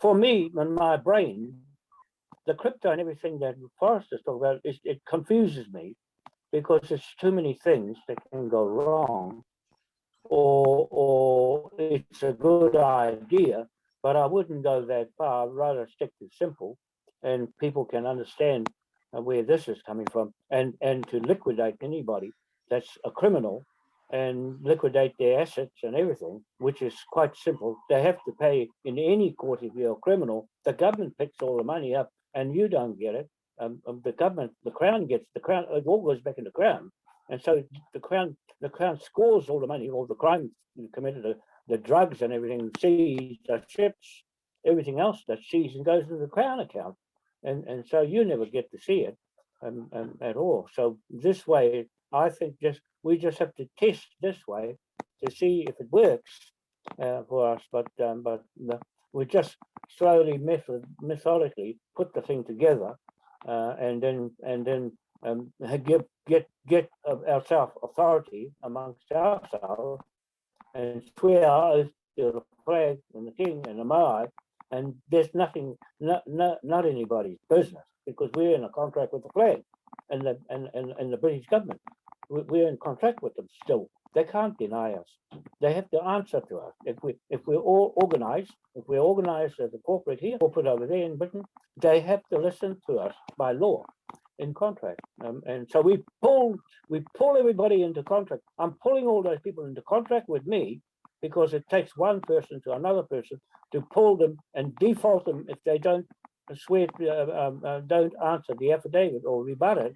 Then they're in a default with whoever's put the contract together. So it's a one-on-one, and not the Confederation. The Confederation is a group of people. They can't go and go somebody because they have to all be together, but they're not the one that originated the claim together as a class action. So there's the difference on any contract you do, and it's simpler to just pull one at a time into contract. And so I'm trying to pull a lot of them into contract with me, and because I'm doing the talking as a surrogate king and all the rest of it, it only take one, then a whole lot of people who don't understand commercial law and contracts. So you still really have to be some idea of what you're going into contract with. So there, I can't just pick anybody to go in contract with me and those other ones, because they're bigger than us. Schwab, he's bigger than all of us, and Fauci and all the rest of them that you pull in contract with. All the big ones at the top of it: Obama, Hillary Clinton, the Pope. I was going to have a hearing for the Pope on Friday, and that case in the court in Auckland for the Queen and the Pope already. So we're just doing it again. Those documents that I got, you go up online, and I'll just go and pick up the photos and everything that I've made pictures of with their photos in, and pull it up and put it in front of us. I'll make sure I got them lined up. I was busy. Rise out again.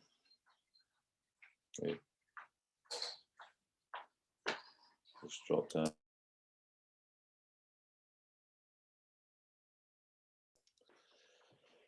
Hey, bye, giddy. You're muted again, John. You mute, is it? It's just itself off. Yeah.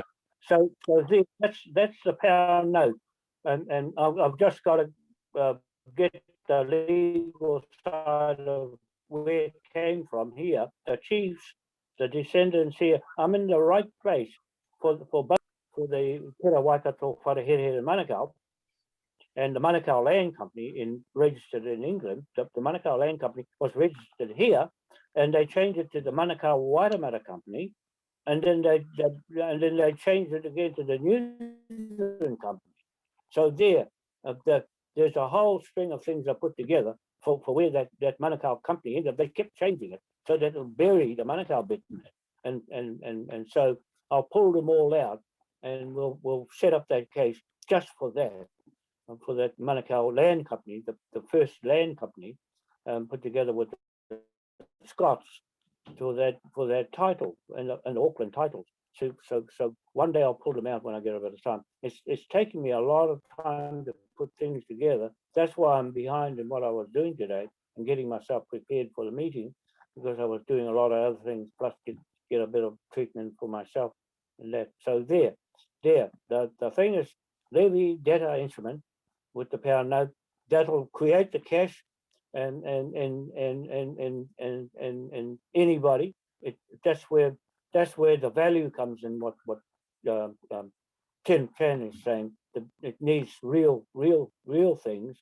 So there, real debtor is where you turn the debtor into real cash from the crown, the big crown, which is our trust. See, so we're digging into the trust and pulling all the funds out of it and the gold, because that's still there. I know where all the gold is. I know where it's all stacked up. So I'll just pull those out and one day and put them all together. The gold that I know where it is, they've hidden it all over the place. The Caribbean, the gold is in dust.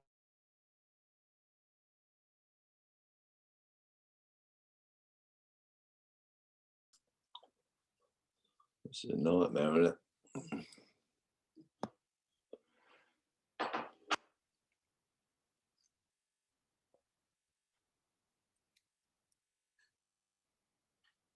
Just wait for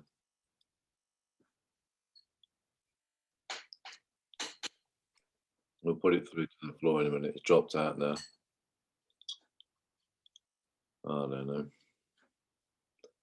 The beauty of the internet, eh? I think it's dropped out. Yeah, it's dropped out.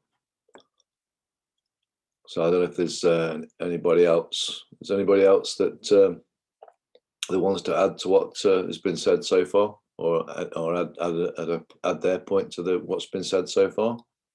That's been listening.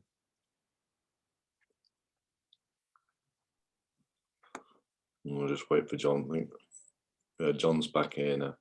He's still here now. Just wait for his last chance to come in.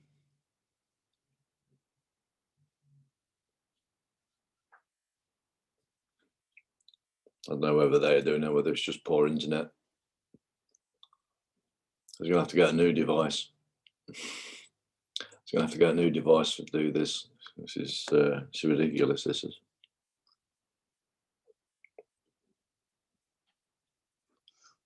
Not sure whether it's going to come back in. I should just wait. Time now is 10:51. So that's 7:51 in New Zealand. I suppose it's prime time over there, isn't it? The busy time when everyone's using the internet, finishing work. So it could be to do with that.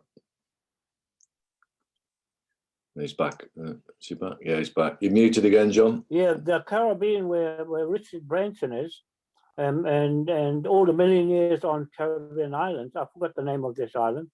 That the islands, all the gold is in dust, so you can't find it with the infrared. It's like clay, and if you had bars, it'll pick up where the gold is from infrared, and they can spot it from the sky.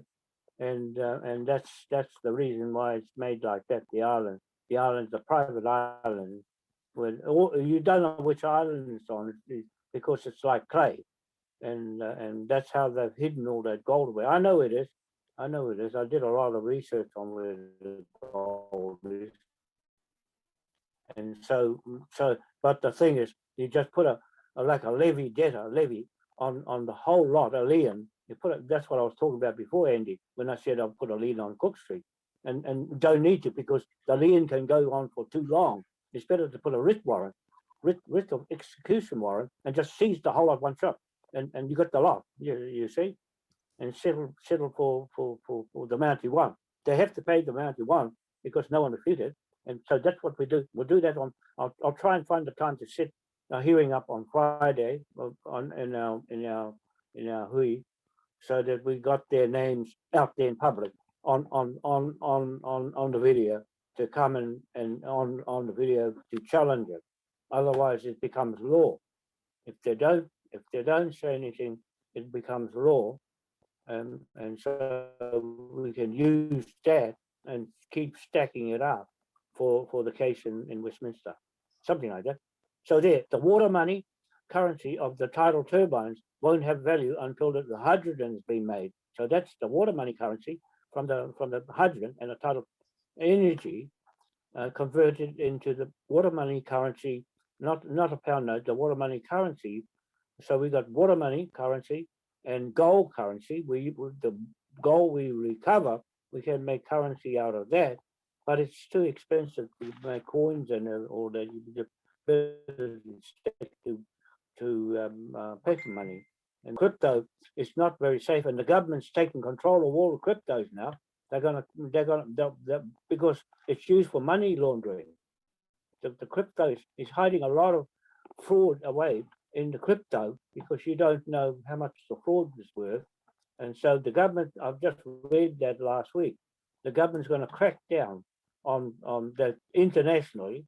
They're going to crack down on all the cryptos, so that they can collect the tax off it, because they're getting away with it, because they can't account for a crypto in money.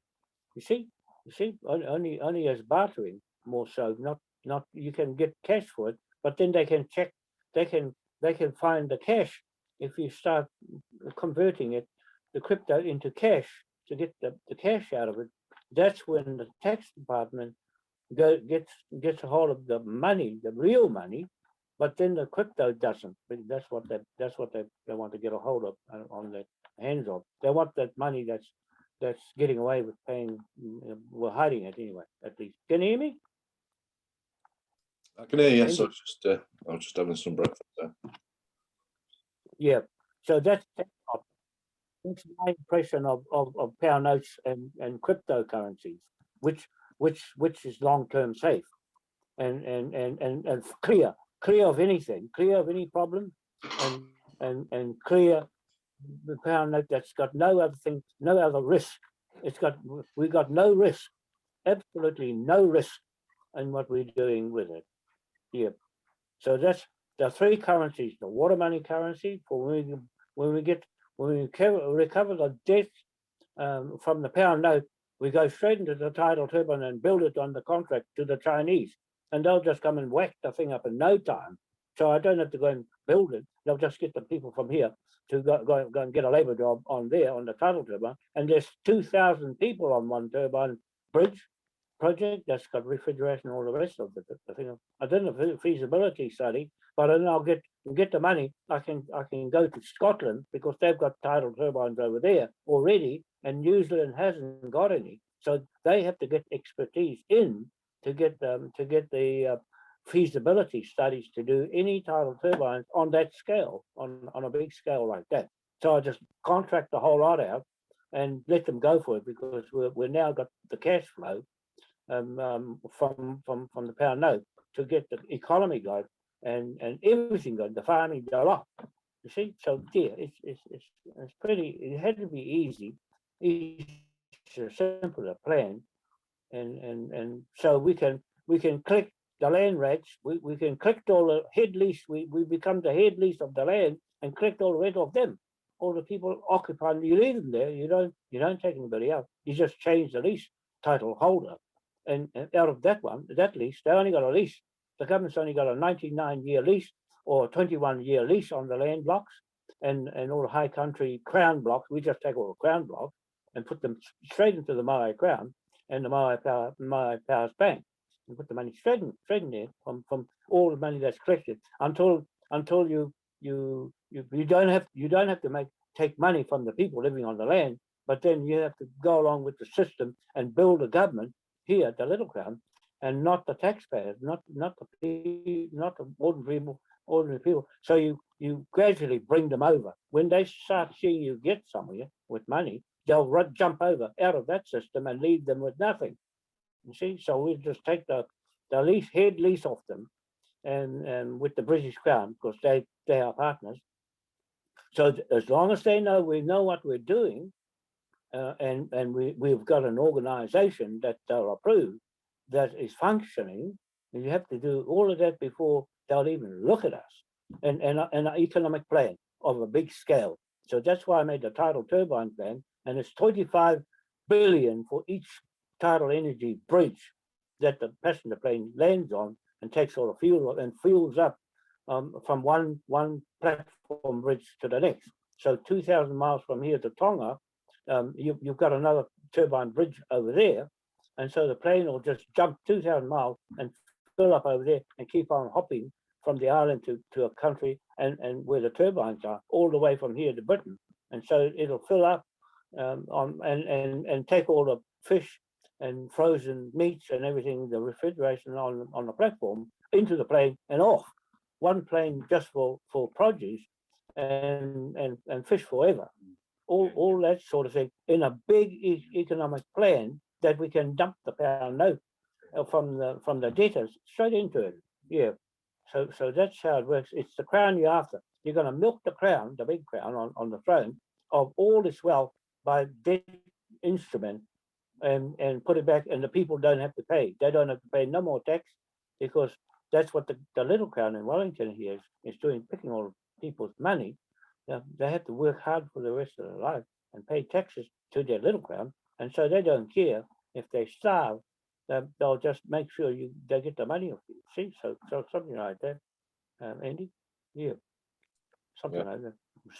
It had a major plan for the Scotland companies to even entertain. That's why we've got the Kaipara Harbour. I put a lot of time into that tidal turbine project in the Kaipara Harbour, and that was for fishing, for everything, and another turbine bridge. This is where the airplanes land on, the big ones, and one at Manukau Harbour, off the coast, for Auckland, to fuel Auckland from one bridge. It'll just power the whole of Auckland up with one bridge and more. It'll even go from Auckland to Hamilton and power the one bridge of tidal turbine will power up everything. And that's what I got I put that ferry boat on the thing on my Facebook. It can be a fuel for carrying fuel or passengers that run on hydrogen. That boat. And me and Jeff Foley, because he wanted me to go in with him in a project for tourism with that boat. In And again.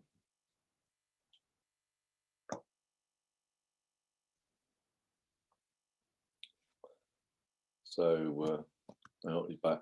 You muted again, John. yeah. So Well, there, that's you had put your phone down, John. So that if you put your phone down, yeah, like you did at the beginning, yeah, see if it works then. Because I don't know if you're touching it with your fingers or what, like, or is it just the is it just? No, I hit the charger on. Yeah, I'll put it back over here. I'll keep the charger on so it won't go flat and drop out. But it's on its own now. It's on its own. Yeah. And we can carry on.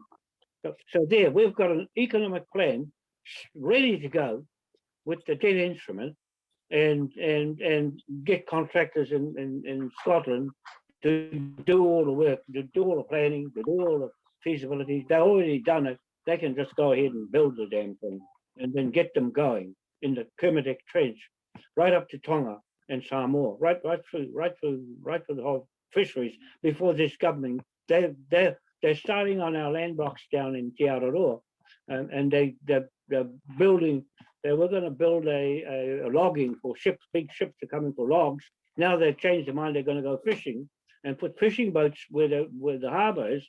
And so they're going to go right onto the Ranfurly bank where I set all the plans up. They probably pulled the plans off Facebook and said, right, we're going to do this. And so we're going to go right up with our own resource consents to do all the planning in the sea and all that, and just carry on with our business without them. That's what I say, Andy. That's what I say. You can hear? Yes, I can hear, John. Frozen. Yeah. So good. No, I'm not frozen. No, I was listening. I was muted out at the moment. So yeah, I mean, so any questions to the floor then, John? Yeah, questions to the floor. Anyone want to? Does anyone want to say anything? Yeah, well, to anybody who wants to talk about anything and any subject now, so I don't mind. It's just the rules off. Yes, Christina wants to speak, so yes, by all means, Christine. Christian, sorry. Christian, sorry. Where's Christian? Christian there. I still on mute. If you want to speak. If you're muted, so you'll have whoever wants to speak, you're muted at the moment. So.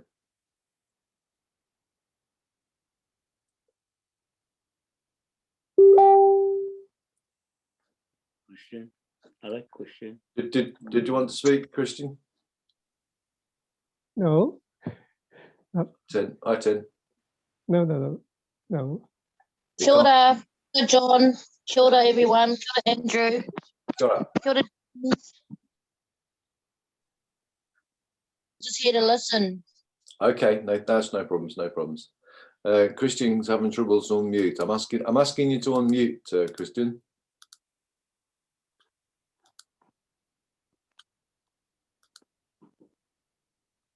And if you could unmute, maybe if you're having problems, just drop out and come back in again if you want to. I don't know what's going on here. He's just dropped out, so he might have come back in. Is there anybody else who wants to? Yeah, can I say something right quick? Sure. Yeah, push come. Right. I don't know much about crypto and I don't know much about blockchain. Yeah. Mm-hmm. But I have found out that it's on our bank statements. Yeah, there's a blockchain number. It's on documents you get from HMRC. And when I Google the number, it's a long number. It's about 36 numbers or letters long, or a combination of whatever. I've noticed they put them on our HMRC and our bank documents. Yeah, and when I Googled the number, it didn't come up anything. But when I did it on an independent search engine, these numbers that they're putting on the documents, I ended up on Yandex, the Russian thing, whatever it is, internet. Mhm. And it took me to a company that deals in blockchain and crypto. So our government at the moment are dealing in, I don't know, are they mining crypto through using us as our names? I don't know how it works, but I do know that those numbers are on our bank statements and letters from HMRC. Mm. And I don't know what significance that has with what's going on at the moment. Does anybody know anything about that? That's extremely interesting. And I think we need Right. to look into it. If you look at an HMRC letter, in the top left-hand corner, it says HMRC, yeah? And underneath that, there'll be your name and address. But in between, there's a load of little numbers. They're very, very small, and they're about 36 long, numbers and letters. Right. Yeah. Right. I don't know anything about crypto. I haven't a clue. I don't know why it takes me to a Russian website that deals with cryptocurrency and blockchain. I think I might know, but we'll have to look into that because that's really interesting. What do you think, Andy? Yeah, I mean, I don't know anything about it, so I mean, yeah, certainly needs looking into. Like, yeah, it would be good for answers on that. And I actually just, I don't know, if something's in front of me, I question everything now. Oh, yeah. Yeah, so the reason I found that out, not because I'm interested in crypto or nothing else, I just did it like that. But if anybody knows about crypto that doesn't know that's happening, they might know why it's happening. Sure. James. Right? Or are they trying to hide our trust money in blockchain so we can't get the I'll tell you, James. They can't beat blockchain technology. That's why Satoshi Nakamoto is anonymous. Because imagine if they found out the Rothschild, who was the actual creator, they'd take him out. I love blockchain. I think it's going to be a good change because you got the decentralized and the centralized. I always use decentralized. I love the the drops, the airdrops. I got an airdrop once and it was a failed transaction of 3 cents. And that failed transaction turned to 400 unicorns, which turns to $4,500 US. So that's what I love about airdrops. They're massive. That was from a 3-cent transaction that failed. So it's just got a lot of power in crypto. Because fiat currency is the Rothschild's money, eh? It's got blood on it. Yeah, but what I'm trying to work out is why are our government using our Your what? Yeah, I might be able to answer that one actually, if you don't mind, Marway. Yeah, go on. So what's happening is the New Zealand corporation is actually using you as an asset under the PPSR. And so through the PPSR, they're using your documents to trade around the world. So it's exactly what you said, but you're coming under the corporation New Zealand. It's a company thing. Oh, yeah. And so what they're doing is they're floating all the bonds that are created on the stock market, use like NFTs, and NFTs and cryptocurrency decentralized is actually a private process, and it's part of the bank. It's the back house of the bank. So the front house of the bank is the service that they give to us because we are the ones they loan against. And so the back of the house is when you sign your wedding signature to that piece of paper, it then gets transformed into an NFT and gets put on the blockchain, and that is used as security because it comes with that number that you were talking about, the numbers and letters. Those numbers and letters are actually a unique, what they call a unique identifier. It's a unique number that you have to mine for, and it's all separated into many different parts of the blockchain. And what that allows you to do is it picks up any abnormalities. So if somebody's trying to take over the system and put fake ones in there, they can't do it because all the rest of that NFT has been split up amongst all those other people that are involved in that blockchain, and that's for security. So without every single piece, you can't put that blockchain back together, which shows them that there was somebody that usurped the line. You know, and so it's all about security, and this is actually how they entrap us. Because we sign up under New Zealand and get New Zealand driver's license and the such, they use those as NFTs as well. And they put it in their financial statements and they become your creditor and you stay the debtor. Right. So can I ask you a question? Right, Trust quick. From what I know, anyway. NFTs are very good because those are, I don't like them. I just buy coins and spread it out the risk by buying a lot of coins, like buying maybe $100 worth of 3-cent coins. I just do it the safe way for me. What you can do because of that number, you know, they can't pick up your name because it's a long number. You can actually trade them to other people for assets. Yep. They've got one machine up in Auckland at a pub called the something ball. I'll find out from Shelley Cullen, but it's the only ATM machine that can give out crypto, a certain amount. Well, going through Wirex, you can actually use any thing now. Why? Oh yeah, I know you can use that with anyone, but like this was when back in the days when we had no crypto. When they took away the card, did that.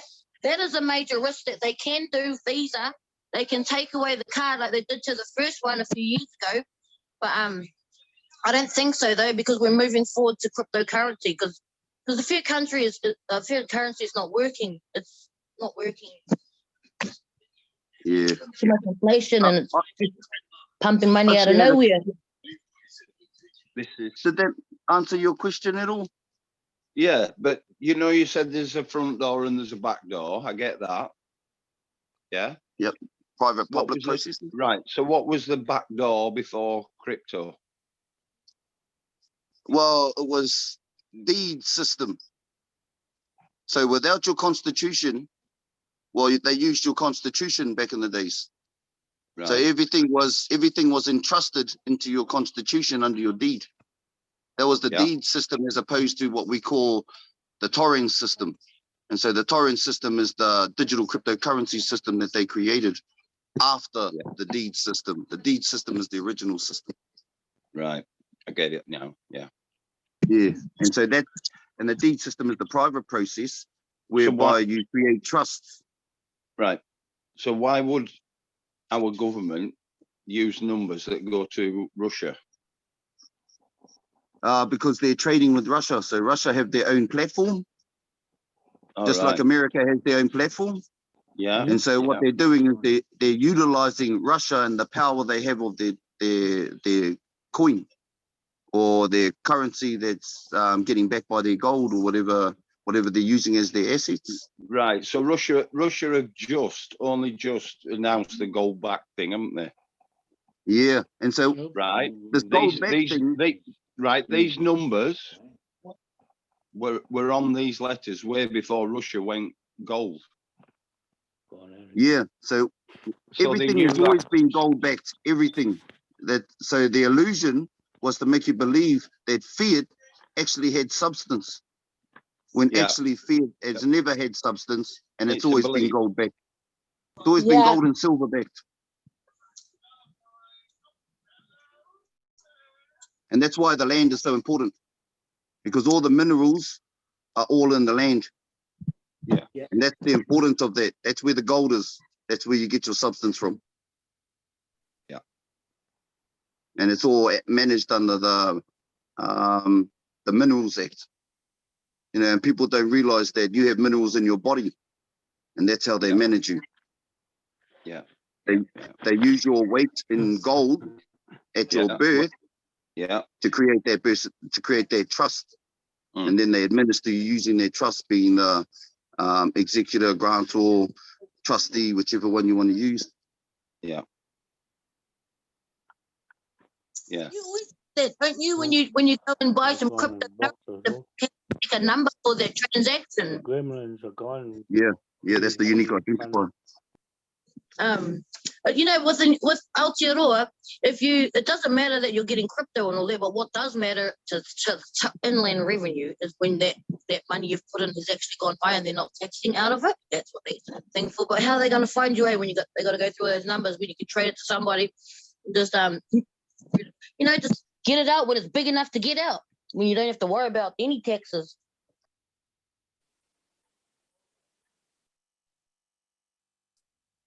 John Because said, it's a waiting game, eh? sure. Sorry, I've got a question for John, if that's all right. Yeah, he's just out at the moment. He's just popping back in again. He's just popped out. Let him when he pops back in. He's coming back in. He's just going out to come back in again. They keep muting his microphone. Not a microphone, sorry, his speaker, so he can't hear us. He'll be back in a second. I love that flag behind you, Andrew. Yeah, man, it's cool, man. What it represents is everything, really.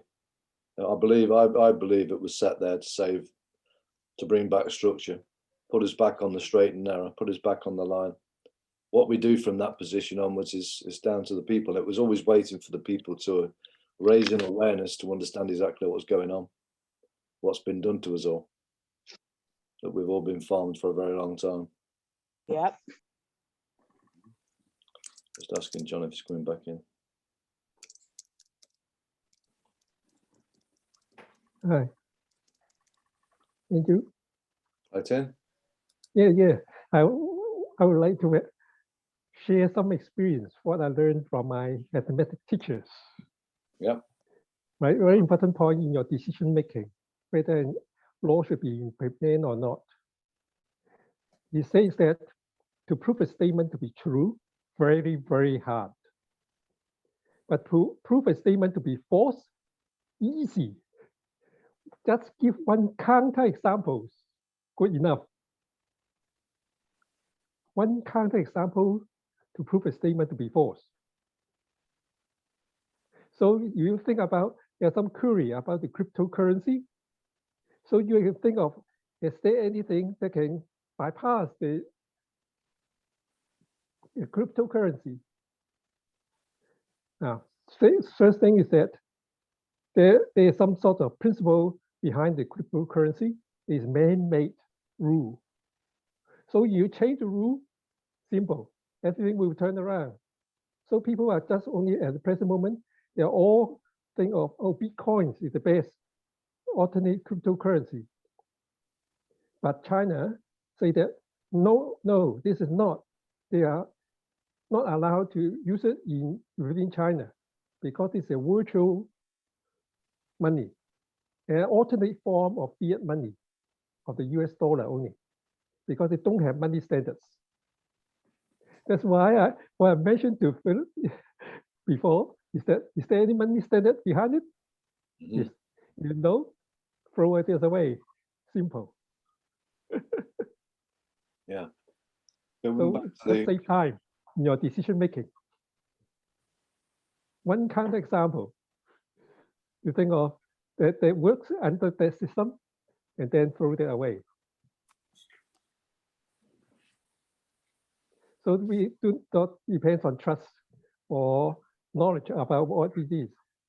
Just only if it under this rule and then find some sort of example that contradict to the rules, then finished.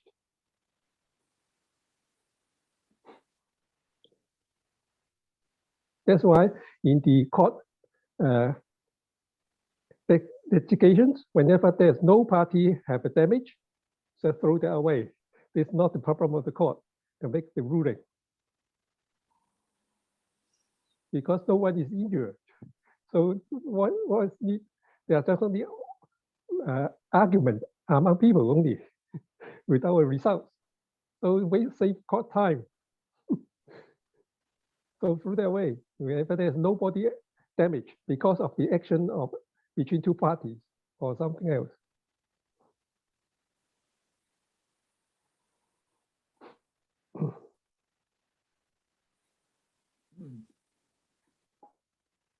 That's what I told you, right?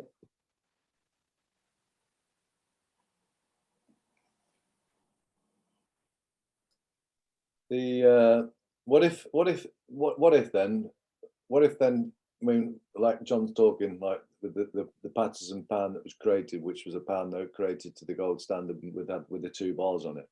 What if the cryptocurrency was created to the value of that?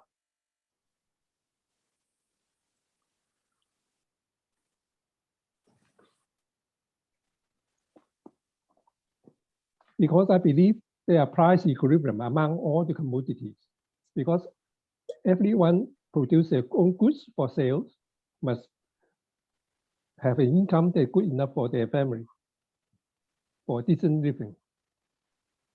So using gold as standard is one of them, but in fact, you can use basket of food as standards. But whatever what you are talking about, the minerals in the land, you still have to do work, labor. You spend your labor, use your intelligence to extract the gold out of the land. That is the cost of the gold. And that was that's why in China, they say that about the South China Sea development. They say that President Deng Xiaoping says that we may have joint venture. That means that you can have work together with joint effort to get what we need. Right? There's no fight. Right? Yeah. So that's the point of why you need to own the land, because no one own the land when you pass away. You will pass to the other people. So that's why in my definition of value, how to get the value is that land, air, and sea have no value. All natural resources have no value until people put works on it to make it into a commodity that people appreciate and would like to buy it. So when you buy it, that means that you are using the exchange of commodities according to your work. There's a value, the meaning of value of a commodity.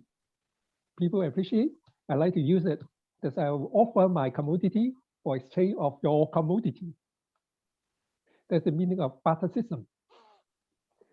Yes. Equal exchange of value for value received, that is what you just stated.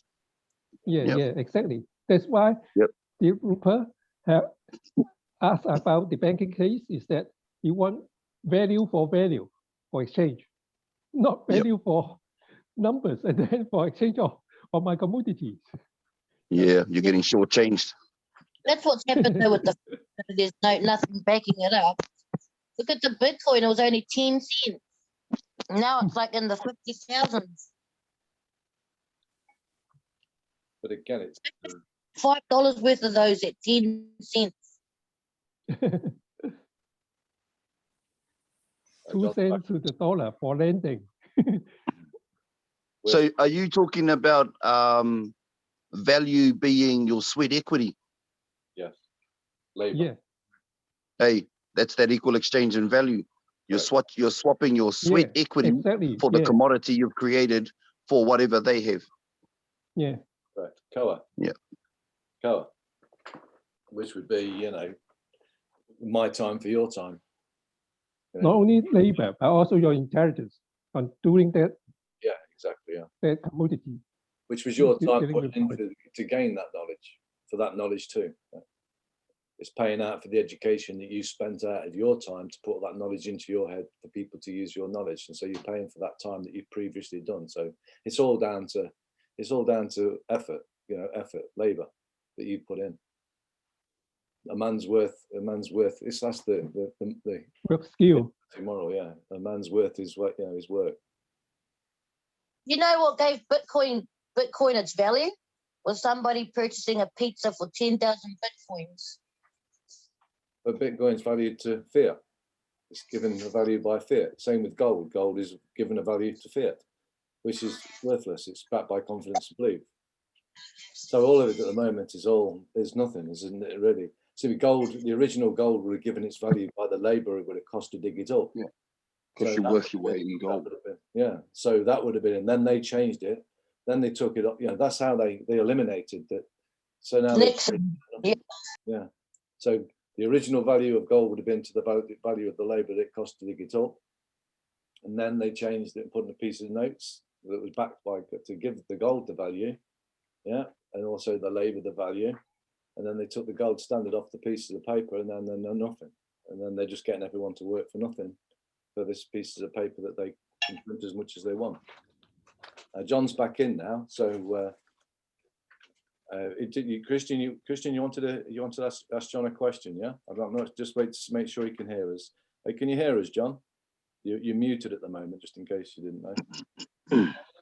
I'll just ask you to unmute. Can you hear us, John? You're muted, John. If you can see that. Oh, that's all right. I think that other man answered that question actually with what he talked about with that sweat equity. Yeah, the value for value. Yeah. Yeah, value for value. Yeah. Yeah. Okay. John's having major problems like with his internet or with his phones, with his devices. So because of value for value, exchange is good, but the government don't have income. So the only thing the government can have income is through transaction tax, through the bank. Yeah. The bigger Yes. across the transaction. So there's one simple thing for government income, transaction tax. That's proposed. GSTA you're talking about? The other system. More or less like that. Yeah. Hello? Yep, John, you here? Yep, can hear you now, John. Yeah, okay. Oh man, a lot of trouble. We're having internet problems here. And this is the first time it's Kia ora, John. who's that? This is Christian. Oh, good. You got any questions for us? Yeah, I was just going to ask actually, in regards to you were saying that you knew where all the gold was in the world. Yeah. What about the gold that was mined out of this land, Aotearoa? Yeah. Do you know where that is? No, I don't know where the ones here is. I only followed the ones with the OPPT, where they got their figures from. I went right over their figures, and the Swiss Indo, and all that lot, and where Prince Andrew was carting the bloody stuff back to Britain, the gold, because he was in the he was an ambassador in, so he was involved with a lot of shipping of the gold and all that sort of. But I know on the Caribbean where Richard Branson is and Donald Trump, he's got an island of his own there, and they got all the gold in dust, not gold bars. It's the islands like, and you can't tell clay from gold, and so they've gone and buried it all and turned it into dust instead of gold bars, and that's where most of the gold is in the Caribbean. All those islands of, I forget what the name of the island. And if you look up the Caribbean, where Richard Branson is, that's where a lot of the gold, and a lot of it's in Philippines, where my missus is in Philippines. That's why I went there, because the people over there are poor. But Duterte, the president, he's mixed up in fraud as well, and there's a lot of gold there. And in Spain, our gold is in Spain. That's that lot, because our trust was shifted from England United Nations, and then it got spread all of the bloody place from there. And so I followed where that went, and so one day I'll pull it out and put it online. I've got it on my Facebook site in one of 83 Facebook sites all over the place. The gold bits and pieces here and there, but I've just dropped. All I normally do is just drop the documents and go. All the things that are published where it's likely to be. Yeah, and Donald Trump's got his finger on it as well. Why he wants to go back to Scotland one day instead of America, because he's got it all stacked up somewhere along the line to Scotland and the Freemasons. So it's all over the damn place. You've got the Freemasons. Right? Yep. No, get the voice, sorry. I got a terrible connection here. Yeah, kia ora, everybody. It's Ewan here. I've been listening to what you're saying. I jumped on a bit late. Yeah, thanks for saying what you said there, Tin. When it comes to what to back a currency with, I've been thinking about that for quite some time. And I honestly think that you should look at what it costs to eat well for like an entire week. And that's basically what a minimum income should be, and that a country's currency should be valued on what it costs each person each week. So if you have a really good year in your country and you got heaps of food, then yeah, you know, your currency changes relative to a country that's not doing well. But nobody actually goes without food because you got your base standard set on a cost of living. So it gets rid of inflation and all sorts of things. But yeah, that's just a theory I'm sort of thinking about and working on that's quite different to everything else I've heard. But yeah, so that's just my thoughts at the moment. Whatever currency, whether it's crypto or whether it's fiat or yeah, gold backed or whatever, or gold or whatever, it should be all set to the cost of living of food in any particular country, so everybody can afford to eat. Yeah, that's it. Yeah, carry on with your kōrero. Yep. Yeah, this is the latest. I've been tracking Putin. Putin, as far as I'm concerned, is the new bank that's taking out the World Bank into the Hospitalia Bank. And so it's run by Russia. And I've got all the stuff on that stacked away somewhere there. Just recent. So that's why his ruble has gone right up. I just saw it today. And it's gone better than the US dollar, even though they've gone and sanctioned him and this and that, stopped them from trading to try and shut him down. But he's too smart for them. And so he's got the gold as well. So he's got a big stack of gold as well. So there. But he's not mixed up with the Crown and Britain's gold. So there. But they're still using the Admiralty law of the Sea of the Kings to make their money. So everybody has sucked the living daylights out of the Admiralty on their mortgages. Anywhere there's mortgages in the countries, they've used that, and I'm going after that. I'm going after all the mortgages and the head lease on the lands where they made all the money from. That's why I'm setting up native titles, native courts, magistrate courts, where it started from here in New Zealand. The first one, magistrate court, make the bank and the court the same thing. That's where the idea of the bank judge came from Helensville and Araroa Bank, and that's where that all.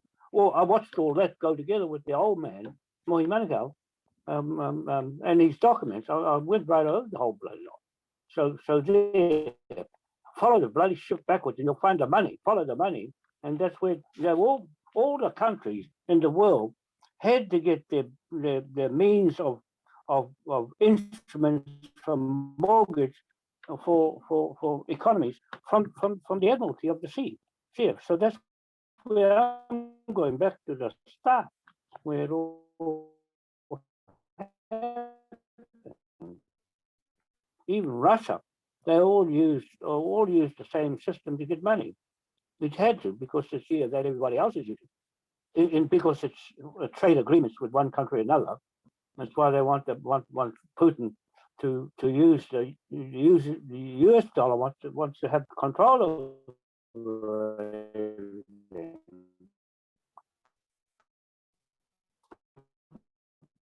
The American dollar has had the control over the countries and for a long time. And the BRICS, Brazil, Russia, India, superpower. It's not as big as the rest of them, but they've seem to have got everything going for them at the moment. The Hospitalia, Bank of Hospitality, Russia. That's where the money. Well, I'm following what put the only way the crown of the Queen knows how to make a lot of money is cause wars with this flag. It's all the wars in the wars coming out of this flag, a whole lot of them. And you have to have admiralty on ships all over the world in the countries in order to sail international waters and agreements between countries to sail from one place to the other and fly in the sky as well with this instruments that was made in Westminster Parliament. So that's why we're going back to Westminster Parliament. They're going to tell them, hey, we know what you're doing. Let's cut this thing out and shut the trust and put some new trustees in. The Queen, up she goes. She won't be going back as a trustee. So what the hell are you going to do when there's no Queen on the throne to abdicate to the next heir? How the bloody hell are they going to think about doing that one? For a mechanic to think of how is Prince Charles going to abdicate around the corner and not directly off the throne where the Queen should be supposed to be acting for our trust? There's nobody there running the trust. Nobody. And Prince Charles can't take over a trust. He's not a trustee. It comes from the trust. The beneficiaries have to put a new trustee in, or somebody else in Spain, the King of Spain, the new King and Queen of Spain, have, to my liking, or what my research is that they're going and taking over the trust, and nobody knows because they're looking after all the money from our trust. Somebody's looking after the money from our trust. And the Treasury in England with the Rothschilds are playing around with the damn thing. I want to go and investigate the thing and open it up and audit the books. No, it hasn't been done yet. Hasn't been done. You don't have to try hard to get money. It's all over there. And the Queen has left to go to Scotland, and I already know she's taken all the money, drained out the Treasury and taken it into Frankfurt, Germany. That was something like 2014. When she did that nobody saw that one coming. All your money in your trust is gone. A whole lot, the gold, the everything. So that's why I'm using the pound note to go and get it all back. You see, we don't have to go and work slave our guts out, going to work for this little crown in Wellington, and for the rest of your life be a slave when the UN comes here and takes over this country. Has anybody thought about that? I did a research on that, on what exactly they're doing. I'm following them with a death note up their ass. Every one of them. They're going to get £1 trillion on their note. I don't care how much it costs. It's not up to the judge in the court. We are the judge. That's it. We are the judge of our own business. This is our business. That's how you have to talk to corporates. Tell them we are our own corporate. Like you, same size. Not the little one, not the little one here and there and everywhere. One big one, same size, with a king, not a queen. There. Are you still there? Yep. Oh, yeah. So that's what I mean. We mean business. I don't want to muck around because I've been at it too many years, figuring it out what to do. We don't have to try hard. We just have people to know that there's such a thing as fraud, debtor, and court hearing to find the debtor criminal and charge them. Then charge them. And we are lucky because we can put any figure out. That's why I put big figures. And when I went to court in London, it costs too much to put if you want to put £1 trillion court case in, or even 100 million, it costs you a lot of money you haven't got. So it wasn't going to work. because I just had to leave it there. I couldn't do anything. I couldn't pay the court fees, even here in New Zealand. The Cook Street property, that was a big property, 2.7 hectares opposite the Sky Tower. And they wanted that property. I stopped the blame. I stopped them from selling it. Me and Mohi Manukau stopped them until they show us the title. They just carried on. And instead of selling it to overseas people, they sold it to New Zealanders to keep the title to themselves till we all died, then bring it out. That property, I'm going to seize the bloody thing because they can't prove the title where they got it from. I'm holding the damn thing. Yeah, that's the one we've been doing, Andy. We've been on that for a long time, but I'm not worried until we go to Westminster and take our claim there to the Navy and tell it, because the Navy is obligated to that flag, and so we got the evidence for that they have to talk to us as partners. None of this little Crown and Wellington. I wouldn't even bother about them. That's why I'll let Forrester come on to talk, because it's just showing me and everybody on record here what the Maori government, the one that I've been in before for years with Sue Nikora, trying to get the Maori government off the ground, and it couldn't get anywhere because the government in Wellington owns the word Maori, everything Maori.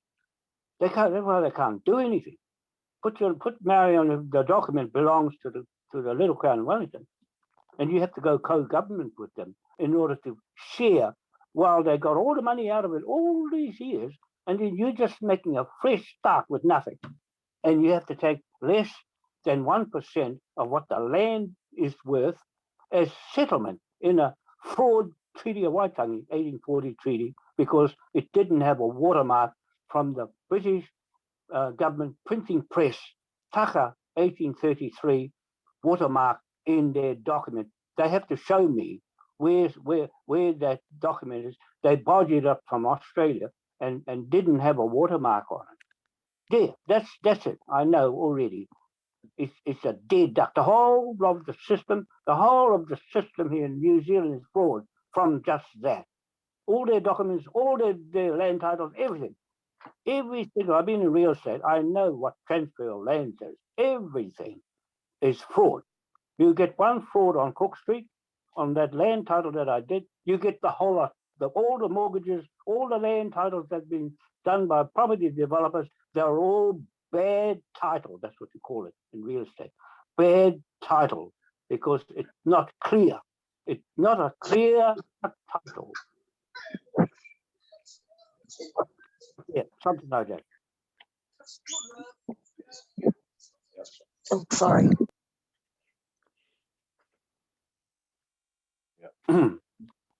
Well, we're having serious problems with the internet. I mean, is there anybody else? Have any other questions?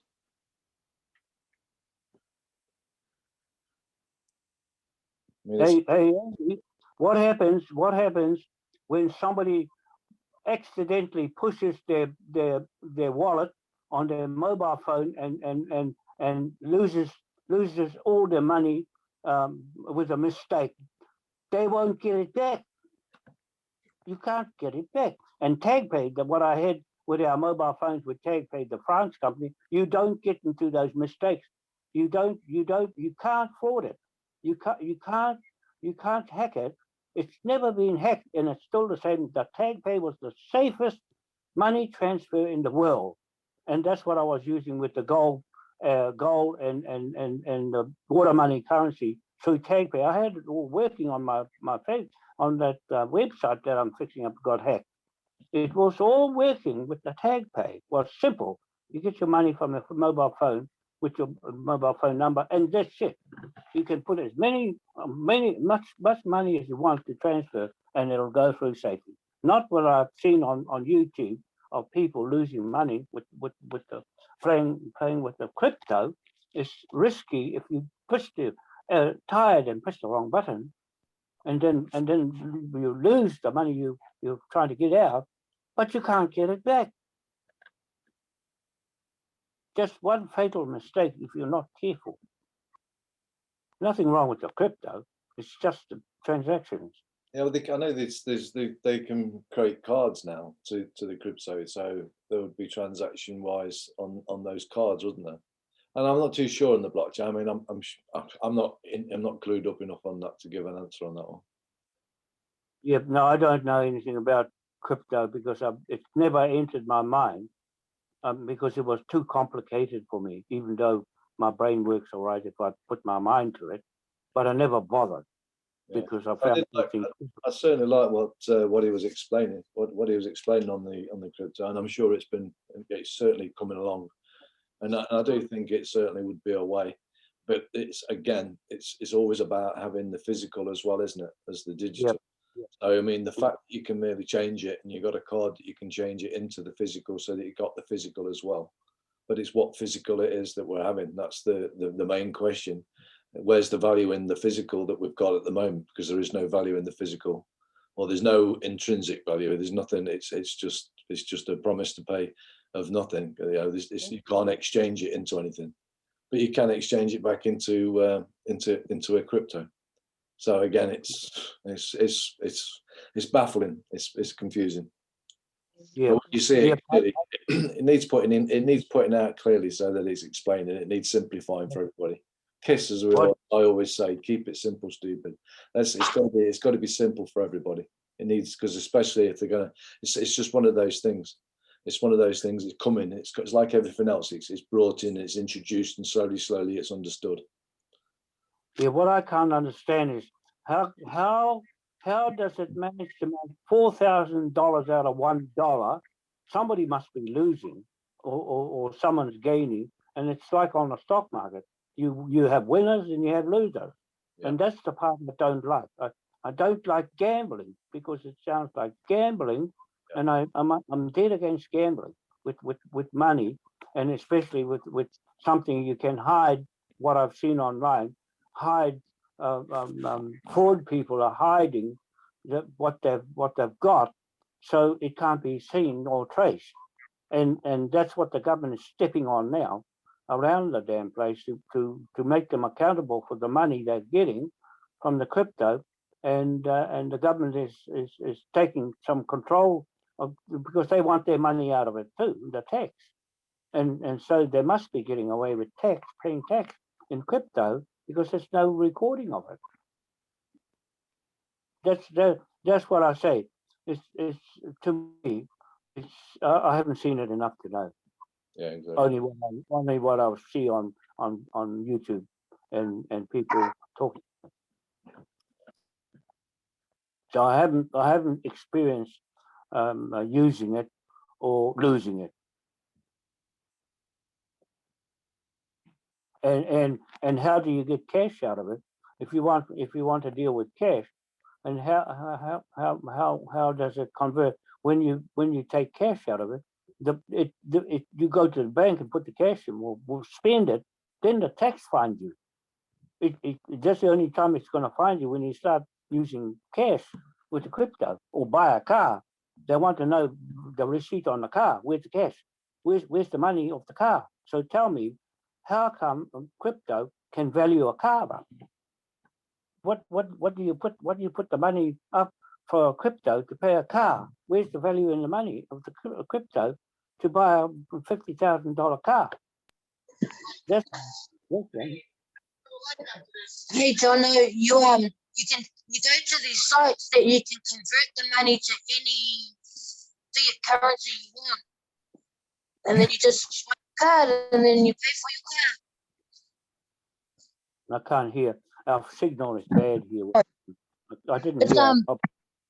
You can convert at in Wirex, what Christian was talking about, they have a platform where it's got different coins and different currencies from fiat currency, so you can change it there, exchange it into whatever currency you want. So I'll change it into New Zealand, whatever coin I've got, and then I'll put it into New Zealand dollars, and I have my card, and I just go down and pay wave it. Yeah, and so that's the fiat currency. That's fine. That's fine. That now I can see cash coming from it, and it's got a trail where it can be used to convert to cash. But then, what is it stacked up against? What is the crypto value set up again. That's what I don't understand. That's why. It's It's however actually- much people are using it. It's giving it its value. It's actually the unique transaction number that you create out of the transaction. That number no one else has. It's unique. And for that reason, it gives it value. It's like a commodity that's rare, like H3, for instance. If you had H3, you're cracking it. You know, and H3 is a mineral that we don't have here on Earth. It's actually in the moon. You know, and so if you've got something as rare as that, like a unique number that no one else has, that has value. And what backs that value is the living energy that created that in the first place. It's equity exchange. Everything is equity exchange. It's not like gold stacked up in bars. I can understand that. Where you put the money up against the gold. Mm. And No, we are the yeah, value. We are yeah, the gold. yes, I don't know that, you see. That's why I don't know. Yeah. No, I get it. Yeah, but well, I believe we are the value because we are the energy in this world, and that gives value, and not just that unique number is unique. So people in the world are all looking for unique stuff, and that's what gives them the ability to buy it off you, because they go, oh, I want that unique thing, because they know that will appreciate in value if it's the only thing. Then they trade that again and again and again. You can trade it up to 9 times before you aren't allowed anymore. Is the system Also, anyway. I just want to mention, also when you got miners, those miners on there, they're the ones that are using the electricity to mine the blockchain, the blocks, and they get a percentage of it, then the value goes up. Yeah. And that block that they're mining is actually looking for that unique identifier number that I just described. And when it finds it, that's when you get that block. Christian, how is their value in numbers? You know, you said there's value in numbers. You can create a unique number, but where's the value in the number? Doesn't matter how you arrange numbers.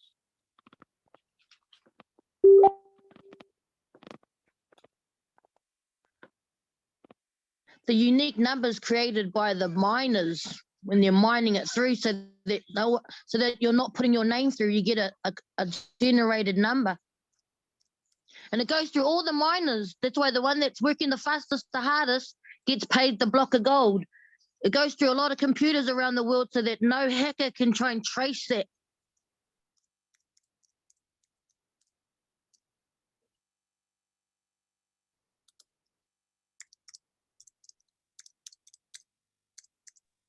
That's it exactly, Nawai. That's it exactly. You know, that's where the value is, and exactly what you just said. Don't make me say it again, I forgot. What happens if they turn the internet off? Then the commodities become food, power, and water. Take some out with your crypto, have some in there, but always taking some out too along the way, just in case that does happen. Or use your crypto money to go into another asset like gold, silver, real estate. Always have something to fall back on.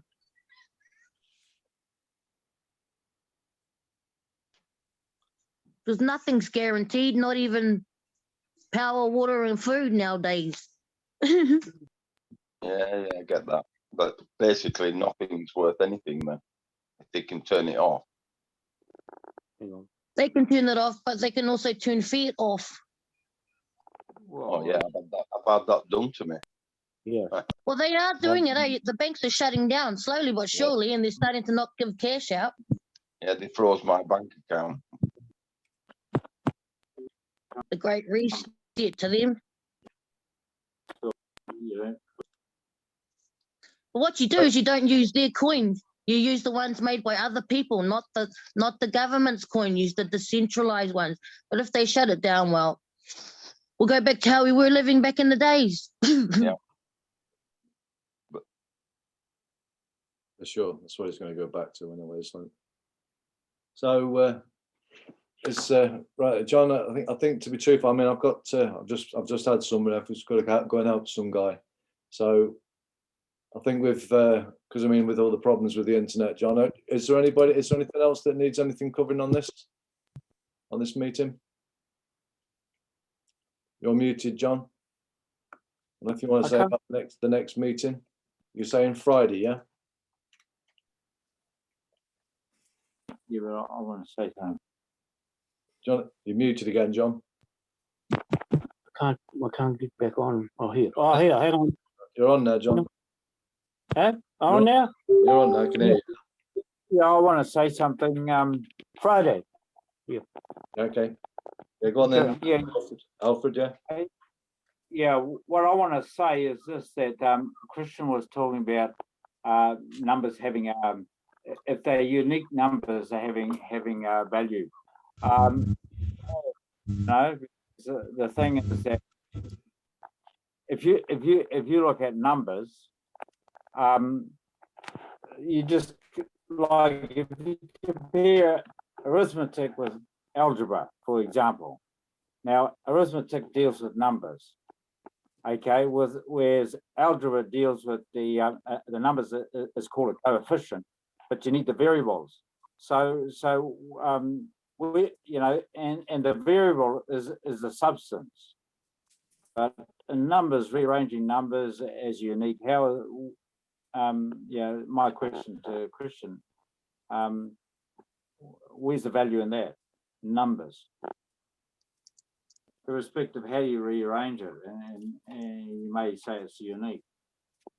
The only value in the numbers, I believe, through what I've been, well, the rangahau that I've been doing, is that to have something unique gives it value. And to be secured transaction also gives it value. Yeah. And so the secure transaction is involved in that unique identifier number. That's what allows no one else to be able to hack into it. And it secures you for that transaction and for every other transaction in regards to that. How you manage your affairs, well, that comes down to you. So the way I usually do things, if you want to store your cryptocurrency, is you put it on a memory chip, because the memory chip can't be hacked. And even if they turn off the internet, they can't turn off that memory chip because it's not connected to the internet. Then you store that coin wherever you need to store it, and that holds your value. Or it secures your commodity, I should say. And that is probably one of the safest ways, because the only way they can get that off you after that is if they steal that memory chip off you and they download it onto their computer. But if you've hidden it in such a way that they'll never find it, it's totally secure. Yeah, well, what I see is there's no more fiction than the fiat, is it? You know? No, it isn't. It's exactly the same, just a digital, more of a controlled digital version. They're trying to advance their digital versions, but there are always hinakis involved in that as well. And so you've got to really be quite astute to understand where the hinakis are to be able to avoid them in regards to this new system that we're looking at swapping over, or any other system. Any other system that we're using. We are always looking to secure it, no matter which system you're using. And in regards to cryptocurrency, that is one of the ways that they use to secure their transaction.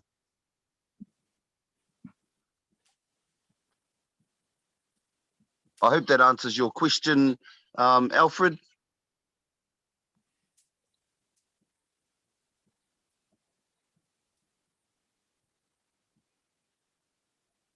Sorry, I can't hear anyone. Or can anyone hear me? I can. Oh, now. Yeah. Thanks for that explanation, Christian. I was just alluding of what Chan was talking about. You Yeah. know? No, cool. Cool. Yep. Yeah, I just tell you is, and I think first, which numbers, there's no, it's something like algebra, yeah, numbers, just calculation with the form. Sorry, we can't hear you, Alfred. Sorry, you're breaking up. I just muted Chan for a Yeah. second. Chan's is making. Tin, I'll ask you just because afterwards, like one at a time, because you've got a real bad buzzing noise coming off your microphone again, off your computer.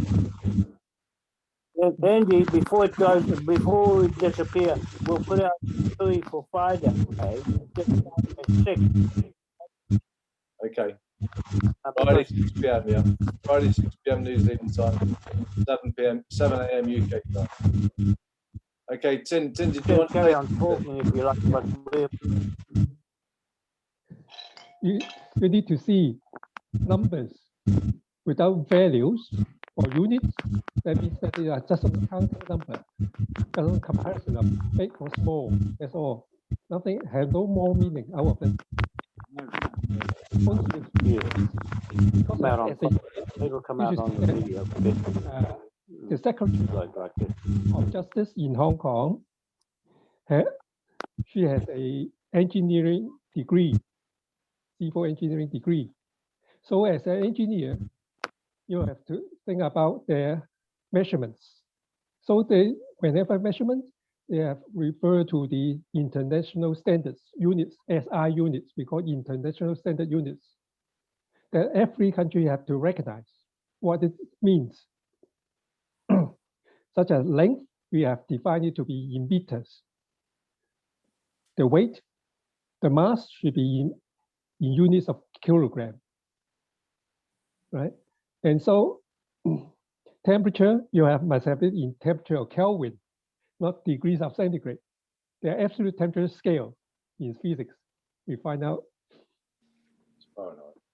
something with temperature.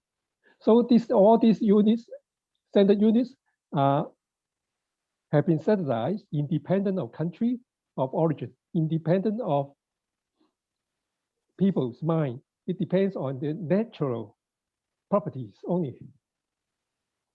That's why money standard should also be independent of politics, country, and people. So when you depends on the politics, then when the government close down, those money will be wipe out everything. See the importance of it? It depends on the people, depends on the government.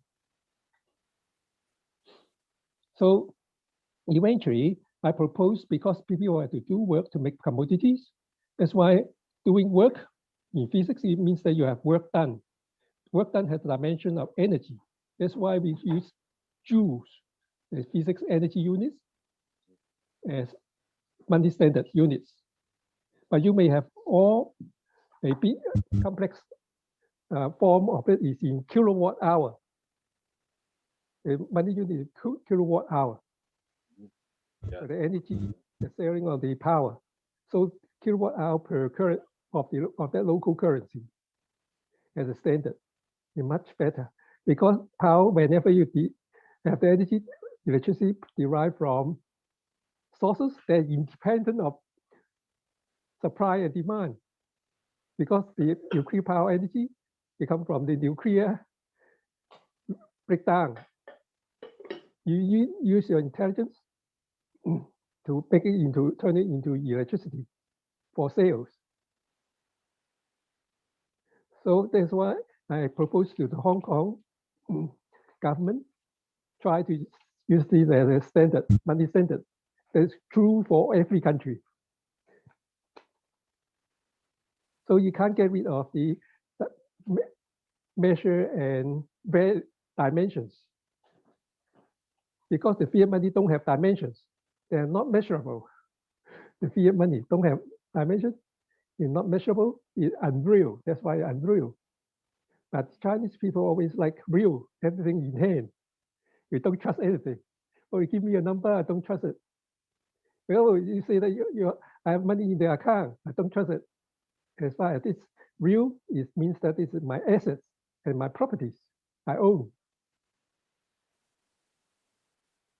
That's why resumption back to the real money system is essential, absolutely essential for a just society.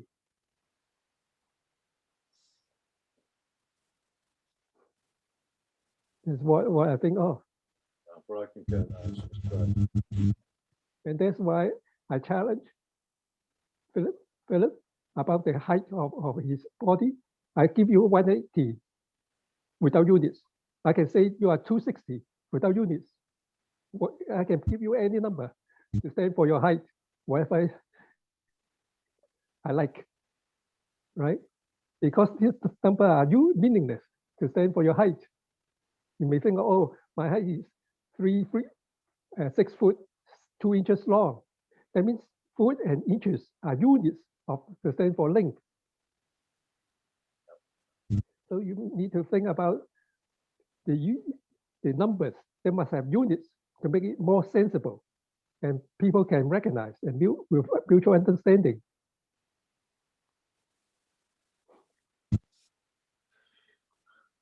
That's what Alfred talk about as well. So in the Facebook, I give him some sort of funny currency examples. And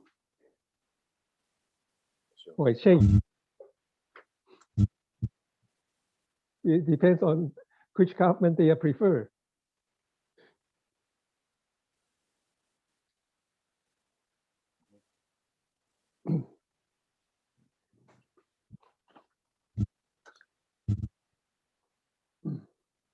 Right. Therefore, the currency will depend on the location of the people where they spend under the government control. There's no country border, but there are only currency border for nations.